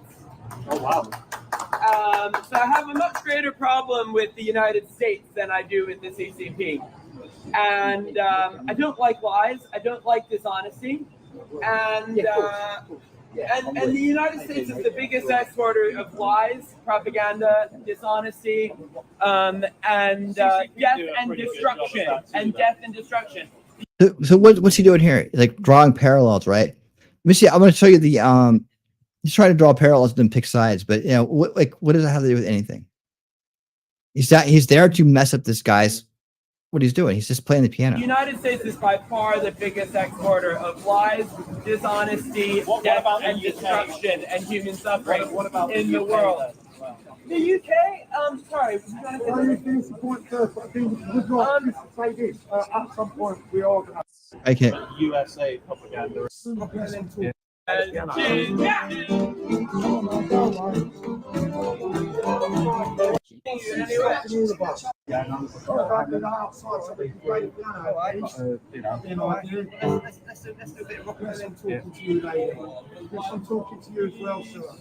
Don't do whatever you do. I'm not obstructing you, mate. I'm not obstructing you in any way. Don't say anything like that. So this is like the original, right? And then this goes on and on. So this is like from 2 months ago. Look at his channel. You'll see that he's been back. And they nicknamed him Krusty because he's crusty. But yeah, here you go. And that was just like, I think we were looking at here. He showed up in these shorts, right? And he gets thrown out. Let's see. Right here. Hello, everybody. Dr. Gay. I wonder if they took down his. I'll keep my pound. Give it to a friend. Okay. So anyways, you go to his channel, check it out. Oops. Hello, everybody. Dr. Gay. Here you go. He's been thrown out of the station. He's still here causing trouble. Look, he's been thrown out of the They're station. just harassing him. And though. he's still He arguing literally, with police for those thing who are is, interested. in his face. And this guy just plays piano. There's some of the people that came out to support, and are against TCP, right? So he just does music. He's been thrown out of the station. He's still here causing trouble. Look, he's been thrown out of the station. And he's still arguing with police for those who are interested. Look, he's still here. There's like an hour-long thing that he had on here. I'm wondering if he had to take it down, like if like he got filed. So about seeing it, so he might have gotten some stuff filed against him to where he had to take it down. Let me see. That would be new, right? I haven't seen that yet. So he evidently has had some of these things taken down, or he just decided to take them down. So, anyways, back at it.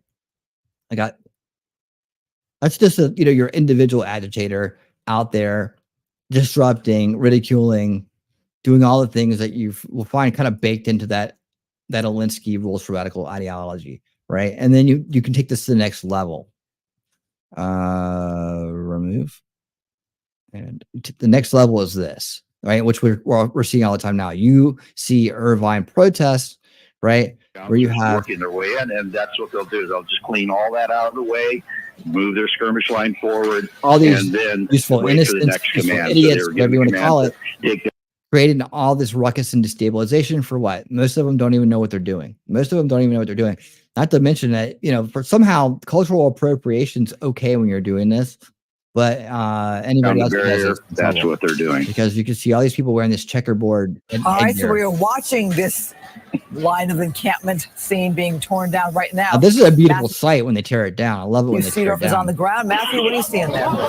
Yeah, we're on the side with the protesters as they are basically playing tug of war with tables and chairs. Not the piano guy, but the crusty guy. Yeah, his stuff's all gone. I think he got to him. They figured out who he was, that he was an activist, and that he basically just flies around and agitates. That's what he does. So they doxed him. They figured out who he was, and then he ran for the hills. So I don't know if we'll see any more of Krusty, but I'll keep an eye on it.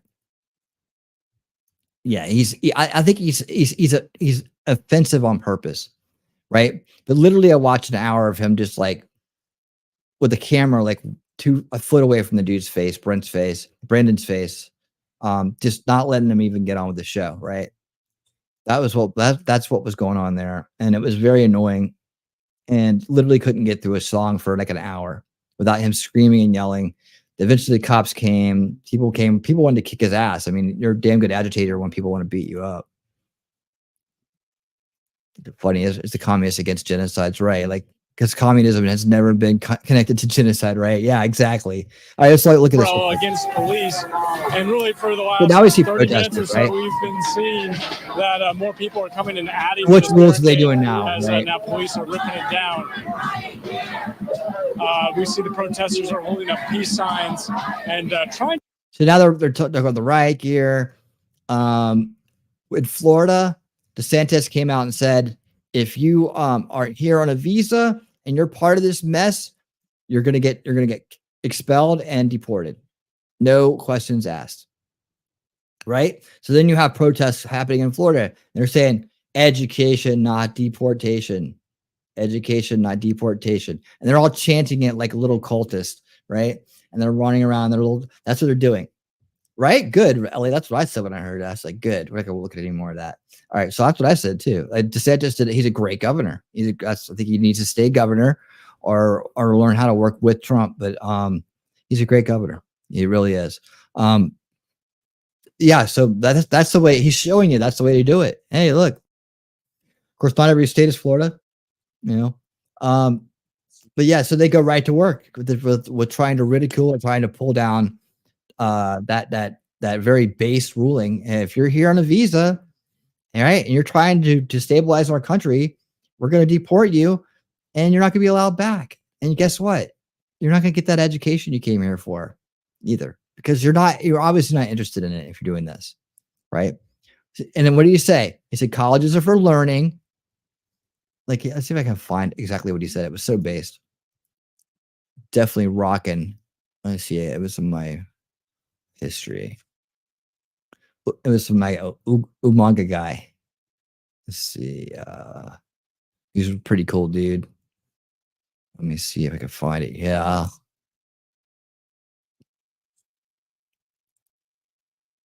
Oh, this is a good one too. I need to play this. All right, let me get this one out too. I got a little bit of what happens when a college student actually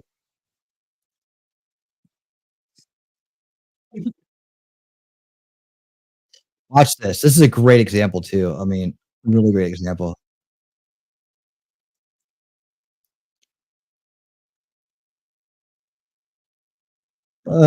It's getting a little nervous. Hold on. I realize it's not up there yet. All right. Sorry. I'm clicking and trying to go like at a good pace here. And okay, there we go. I got it. Thank Oh my god, this guy. This guy's hilarious. And honestly, he's hilarious.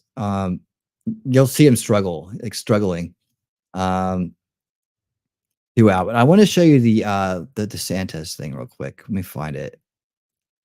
Whoa, I'm way back here on this. Oh, there it is. It's the very top. How about that? This is really good.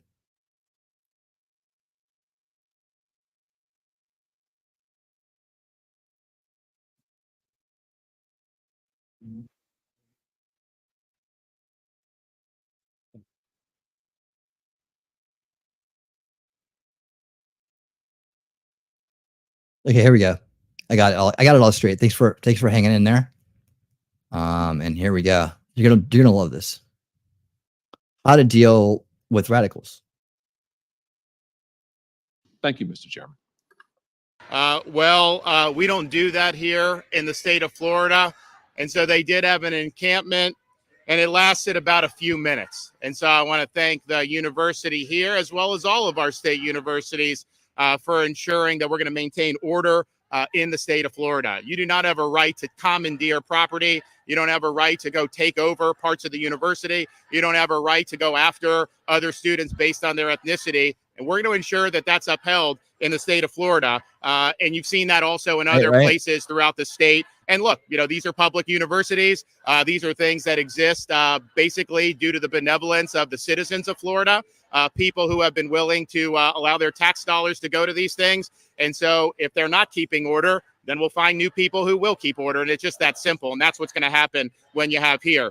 Now, if you look around the country, you have a lot of elite colleges and universities that have allowed themselves to become overrun with encampments, graffiti, as well as a lot of really nasty anti-Semitism. At Columbia, pro-Hamas activists stormed buildings, took cleaning staff hostage, and destroyed iconic academic halls. At UCLA, Jewish students were barred from entering buildings on campus by pro-Hamas activists. At Portland State, the library was taken over and subsequently trashed by vagrants who weren't even students of the university to begin with. And we see some of the chants that are done at these universities, such as from the river to the sea. Some are saying we don't want no two-state, we take it all.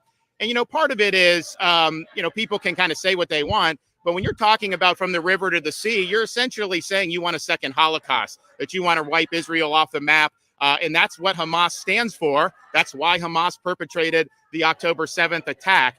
So when you see that, that is not what we want to be producing in terms of leaders around this country. And I also look at it and I'm like, how many of them actually have studied the history of this? Very few. They're just doing this because they think it's a cheap cause. The reality is, if you actually study the history of this, you would be able to see there's never been a Palestinian state. That was Ottoman Empire for hundreds of years, then the British Mandate, then the UN partition plan. And basically, Israel accepted that and the Arabs rejected, and they went to war and they lost. So we can talk about that, but I think a lot of these people that are just spouting nonsense, they don't know what they're talking about. It's very concerning. Some of these elite institutions around the country, are they just graduating a bunch of imbeciles? I think, unfortunately, that's the case. And that's why a lot of these people are not going to have job offers. You see even a lot of the big financial institutions, which are very liberal, are now saying we're not going to be entertaining this nonsense anymore. You also see really disrespectful behavior. At UNC, agitators removed the American flag and replaced it with a Palestinian flag. Now, how disrespectful is that to people that have fought and died for this country? At George Washington University, some of these agitators desecrated a statue of the father of our country, George Washington. Talk about disrespect for somebody who is really responsible more than anyone else to ensure that we have in America. Even in New York City, you have pro-Hamas people. They go to the World War I memorial and burn the American flag. Just disrespectful conduct. Now, one of the things we've seen around the country is some of the people who are doing this aren't even students of the university. So why would you have people who aren't even students hijack your university for their agenda? That makes no sense whatsoever. So we've seen a lot of failures of leadership. We've seen some of these schools get overrun. That is not happening here in the state of Florida. You are going to behave appropriately, or if not, you're going to be shown the door. If we have a student that would take a janitor hostage like they did at Columbia University, the only appropriate response is that student is expelled immediately. And when you have that, you are not going to see a lot of the nonsense that you see around the country. We also understand that a lot of this has been directed specifically at Jewish students around the United States. We've seen Jewish students blocked from being able to enter a library. We've seen Jewish faculty members blocked from being able to enter classroom buildings. You should be able to be on a university campus, study, pursue your dreams without being attacked based on your religion or based on your ethnicity. And so we've seen that time and time again. And that is something that we don't tolerate in the state of Florida either. We also have seen graduations canceled as a result of this stuff that's going on. That's not happening here in the state of Florida. These graduations are really important parts of people's lives. It's a major milestone for students and for their families. And we're not going to let malcontents ruin that for everybody else. So our graduations have gone on as scheduled without a hitch. And we directed that we are not going to let them be overrun by the nonsense. And that will continue to be the case in the state of Florida. And if you try to stop a graduation, you will be held accountable in the state of Florida. So we have made sure that we're very clear on what is going to happen here at our college campuses, and we're going to continue to do it. Now, we also look beyond the state of Florida, and we see what's going on. We see how a lot of this has been directed against Jewish students. I've had friends in Florida whose kids or grandkids or other family members do not even feel safe walking these campuses because of what's going on. That is unacceptable. And in the state of Florida, what we said is we have the ability to bring people in for transferring. And so we are making sure to streamline and relax those rules so that folks have a safe haven here in the state of Florida. I think we're the first state that's done that. And we may be the only state that's done it, but it's something that's very, very appropriate. And think about it. If you are somebody that's being harassed or being blocked from going to the library just because you're Jewish or for whatever reason in some of these college campuses around the country, you have an opportunity to come here where you know that's not going to be tolerated. I think we have a chance to add some really good students, and I want to continue to attract good talent. And why not?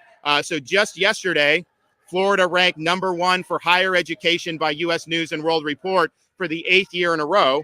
And overall, the state of Florida for education is ranked #1 2 years in a row.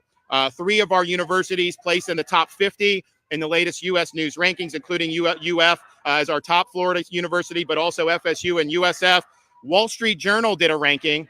All the colleges around the country, University of Florida ranked 15th overall, including the private universities, and they were the top-ranked public university based on those Wall Street Journal rankings. So we're happy with that. We're proud of that, but we know we're going to do much better in the future. And the best thing about this is that we have the most affordable higher education in the entire United States. University of Florida right here is ranked the most affordable college in the entire United States of America. Florida State in Tallahassee is ranked number 2 for most affordable college in the United States. University of South Florida in Tampa is ranked number 4 in the United States for affordability. And that is really, really key. Some of these colleges that may be quality, I mean, they are charging an arm and a leg. People have to mortgage their future. You don't have to do that here. And not only that, if you're qualified to come to UF as a Florida resident, chances are you're qualified for bright futures. So you may not have to pay any tuition, or maybe you get most of the tuition paid for. So that's a really, really great deal. And that's been very, very good for families. So we're proud of that, and we're going to continue to do it. So we do have this executive order that I signed in January. We are a welcoming place. Some of these universities that haven't been able to keep the peace, that are not standing up for their students, those students are going to be able to hotline into our universities. Now, they got to be qualified, but I think a lot of them are qualified, and I think would be very value added. We also understand writ large the importance of school security, particularly on K through 12 education. So following the attacks on October 7th, we did a special session of the Florida legislature. We also made sure that Florida Highway Patrol was offering resources to local communities to protect targets of some of the things that we were seeing, particularly Jewish day schools and synagogues. We also, of course, did the instruction on the transferring, and then we did do more funding to protect some of these institutions that may be targeted. In January, I announced a distribution of $25 million to 134 different Jewish day schools to increase safety and security measures. And that's $43 million just since I took office in 2019. So today I'm here to be able to say that we are also going to support an additional $20 million to continue our support of Jewish day schools in the upcoming 24-25 fiscal year budget. This is important for school safety. I'm also announcing that I am going to be approving in the upcoming budget almost $570 million in K-12 student safety funding for this year. Since taking office, we've done nearly $1.4 billion invested into student safety initiatives. And that's everything from school hardening, school guardian programs, our Florida Safe Schools K-9 program, threat management portal, as well as mental health awareness and training for faculty and staff. So this has been really significant. Finally, I'm announcing that I'm approving an additional $20 million to increase security and infrastructure at Florida's HBCUs. Now, we have under our purview Florida A&M, but you also have HBCUs that are private, and we're helping work with all of them, whether public and private, to install school security measures. Finally, I recently signed House Bill 1473, which makes improvements to the school safety across the state. We're streamlining the process for former law enforcement officers to become school guardians. This has been very successful. We're also mandating instruction to students on using the Fortify Florida tool, which is our reporting tool for potential threats. And we're prohibiting the operation of drones over a school campus. So all in all, those are really important measures. We believe in safe schools in K-12. And we agree, and we believe in university campuses that are orderly, and that people have an opportunity to learn, and that you don't have the campus overrun with agitation. We're going to do it right. We're going to be focusing on academic rigor. We're going to be focusing on the pursuit of truth. We will not let the inmates run the asylum in the Sunshine State. Thank you, everybody. Hold on, did I miss it? And by the way, from 22 to 20. Did I miss it? 43 million zombies, these anti on a student visa, and you're out and demonstrating in favor of Hamas. If you are in our country on a student visa and you're making common cause with Hamas, I am canceling your visa and I'm sending you home where you belong. There you go. That's what I wanted to. All that to say that. Okay, but hey, you learned a lot. I should have had that queued up better, but I'll learn. So check this out. So what do you do when you actually get to have a conversation with one of these people that have been misled? It's maybe an example right here of a useful innocent, right? But listen to this conversation between, I'll turn this on. We'll wrap it up with this. Between the student and Charlie Kirk. I thought this went really well. And watch how he diffuses this, and watch how he educates with this. So this guy definitely is using some of this baked in rules for radicals here as he tries to come out in front of people and make a stand here, thinking he's virtuous or making or part of a good cause. And I think by the end of this, he realizes that he's not. Yeah. Some of this stuff was a little bit over the top. But I mean, look, what are you going to do in this day and age, man? I mean, I'm for like right now, just as a stopgap measure, perhaps not is putting the surveillance of classrooms in the hands of parents. Right? Getting parents more involved in the security of their children at school. and so that these groomers don't have unsupervised access to your children, which is what they have now. Because then they will naturally leave the environment because it's not fulfilling their needs, right? They're not able to groom and indoctrinate if they're constantly being watched, and if they step over the line, getting confronted immediately, and that takes away their need, their want to be there, right? It's no longer functioning as the way that they need it to function. Right now, everything's lined up perfectly for them. Right? They got all those unsupervised access. They got a big guardian shield up. They got the ridicule all lined up. So if you try to prevent it and try to push back against it, they got the ridicule. They're going to ridicule you. They're going to use those rules for radicals baked into their methodology. And they're going to, again, just destabilize the whole conversation so that we never come to any kind of conclusions. So in order to kind of combat that for now, because it's gotten so corrupt, we do have to take kind of extreme measures. But I hope that in time, those can be dialed back, because we just have a very enlightened and based society to work with. That's going to take generations to get there. So we have to do something in the meantime to stop these people who want to subvert young people from having the unsupervised access that they need in order to do it, no matter what avenue of subversion they're going down. So check this out. This is really good. You create a company that's like close to being a fascist, and then like, okay. How am I? Let's go through this. How am I a fascist? Dude, like can you name one thing I believe that's fascist? You believe that like you on. Oh, shit. He's already having issues because his talking point didn't work. So now he has to explain his talking point, and he's like, But I'm such a bad fascist. I let the people who disagree in open mic to talk to me for 2 hours uninterrupted. Okay, I'm an awful fascist. I'm more like a free speech liberal of the 1970s, not a fascist. But I just want to say Turning Point USA is a evil company that was funded by thousands of fracking companies, and no, it's not thousands, but we do have some frackers that give us money. But yeah, and then all it is making the rich more rich. Fascism to fracking. That's all. Now he throws out a straw man, right? It is. That's all it is. Okay, again, I'm happy to have a debate. I can see you're getting kind of fired up. I'm sorry. So, but why are we evil? Like, we're having a nice discussion. Because you're calling me like because it seems like you just want the rich get even more rich. Like we haven't talked about the rich at all. I mean, so see how confused he is? He's very confused about it all. He's been told all these things. Now he has his chance to make a big stand, and he can't put together the argument because he doesn't really have one. You don't even know my positions on this stuff at all. And by the way, just so we're clear, the wealthiest counties in the country all vote for Democrats. You know that, right? 8 out of 10 of the wealthiest counties in the country vote for Democrats. The wealthiest people, absent Elon Musk, are all on the left. Jeff Bezos, George Soros, Mark Benioff, Mark Zuckerberg, Laureen Powell Jobs. On the left, yes. The richer you are, the more likely you are to be a Democrat and on the left. Explain that to me, please. The numbers speak for itself. The Democrats are the party of the oligarchy. Can you name one tech CEO outside of Elon Musk that is a conservative? I personally think. Let me think. Peter Thiel. Yeah, that's one. That's one. Larry Page, Google, on the left, worth $120 billion. Sergey Brin, Google, $130 billion on the left. Laureen Powell Jobs, Mackenzie Bezos, Jeff Bezos. If they're on the left, what has they done that was like, quote unquote, to do the left stuff? Well, okay, so Larry Page gives money to left-wing NGOs all the time. Like, if you're on the left, I don't think you will ever be this rich. Well, they are. You know why? Because they're not. No, because they're not. The left is a See, he doesn't have anything to say, but he has to go back. No, because they're not. But Charlie Kirk's right. Scam. The left uses. How is this? Let me tell you why. It's a good question, actually. The left uses people like you that think that, we're going to fight the rich. Well, they protect their oligarchy. While you guys have to keep on working hard and never own anything, when we conservatives are the ones that actually want to restore the American middle class and bring jobs back to this country. How would you restore? Let me finish.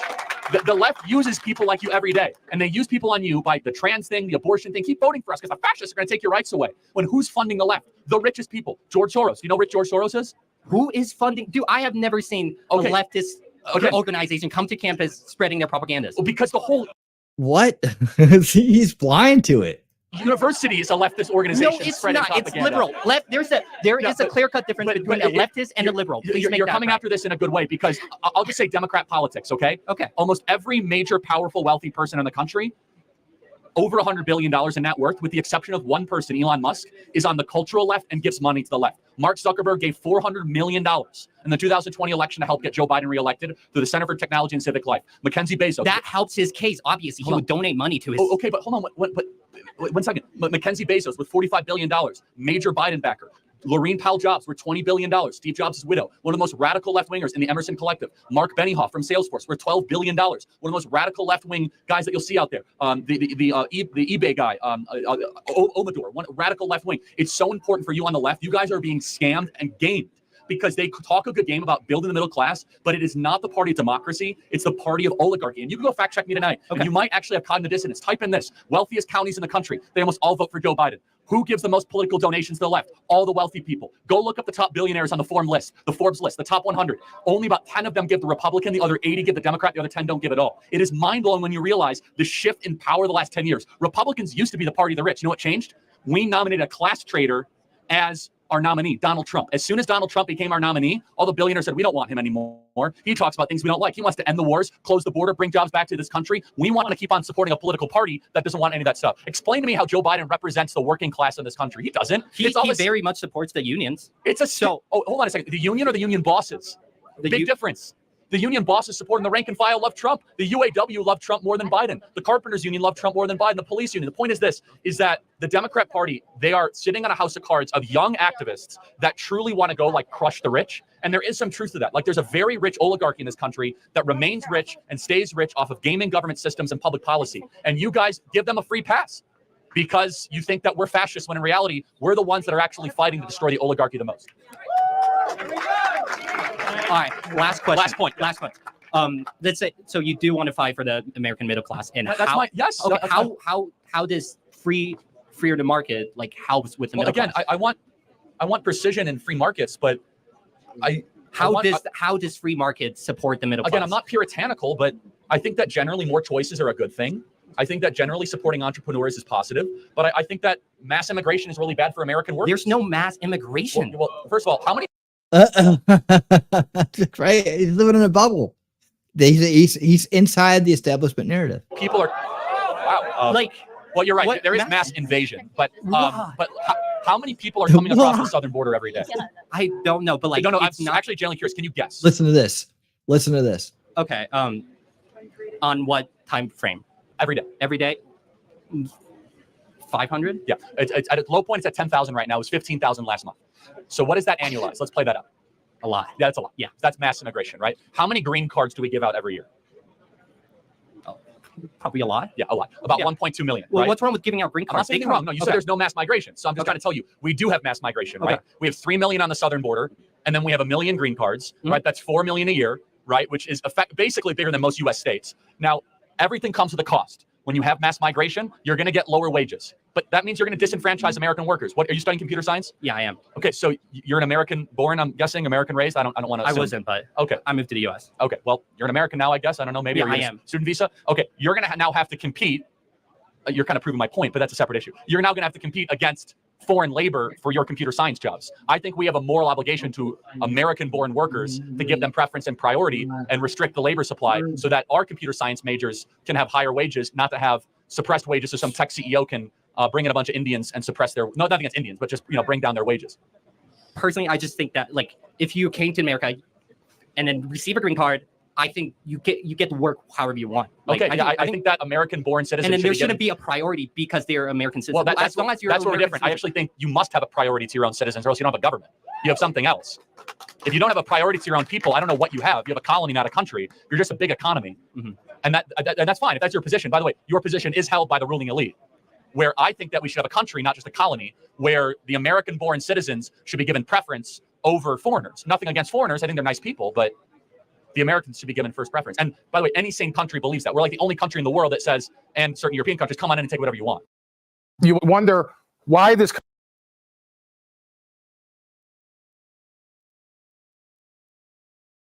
There you have it. All right. So you see, there are some people out there that are, reachable still.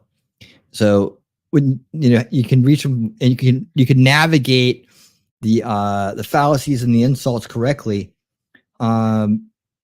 You can actually, in some cases, maybe turn some people around. And I have a feeling that young man probably went home that night and rethought his positions, because he seemed like he really did want to know the truth. He just didn't know where to look for it. He didn't even realize that he wasn't getting the truth in some cases. He's like, what? How did I not know there were 10,000 people crossing the border every day?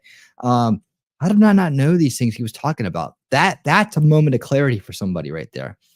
So there are ways around these things, to break these rules, to break the people that are radicalized and following these rules. There are ways. So I try not to give up on them. It may be uncomfortable. Some of the fights the arguments, some of the encounters, the confrontations may be uncomfortable. But, if we could reach that guy and he gets out there and goes, I used to be like you guys, and then I met this guy named Charlie Kirk who changed my mind because he made me realize that I was being scammed by this information. He talked about things I should have known, but I didn't know because I was living in a bubble. Then he becomes a strong advocate for it. So everybody's important. And unfortunately, a lot of people get wrapped up in bad things. Then later in life, they may turn around and regret it. But if they're just pushed down and treated as inferior, we're no better than the elitists themselves. And there's got to be a better way. Yes, we have to do the right thing first. Yes, if they're going to go to war, we'll fight back. But during this time, before it gets hot, we still have a chance to reach people and bring them over to the truth and have them stand with us in the light of truth. And those people become some of the best allies you've ever had. So I'll leave it at that, guys. Thank you so much. Great information tonight. And I hope you guys got a lot out of it. I'm glad that we covered this. I'm glad that we did this. And I will be back Saturday night at 9 p.m. Eastern for Winning Saturday Night. We'll see what we're doing. We'll see what we're doing. Maybe some new stuff. Maybe who knows? I'm always going to leave it open to the last minute because that show, should be wide open. Of course, we're going to have the good news of the week. Of course, we're going to watch some funny videos. And so I hope to see you guys then. Last comments from the crowd. We got Ellie and Shelly talking a lot over here on the YouTube side. But I want to thank everybody that was here tonight, including those that have already needed to depart. And thank you to all the mods. Thank you, Wolfram. Thank you, Shelly. Thank you to everybody who does the mod stuff diligently and awesomely. Thank you so much. And before we go, one more time, we got to do this.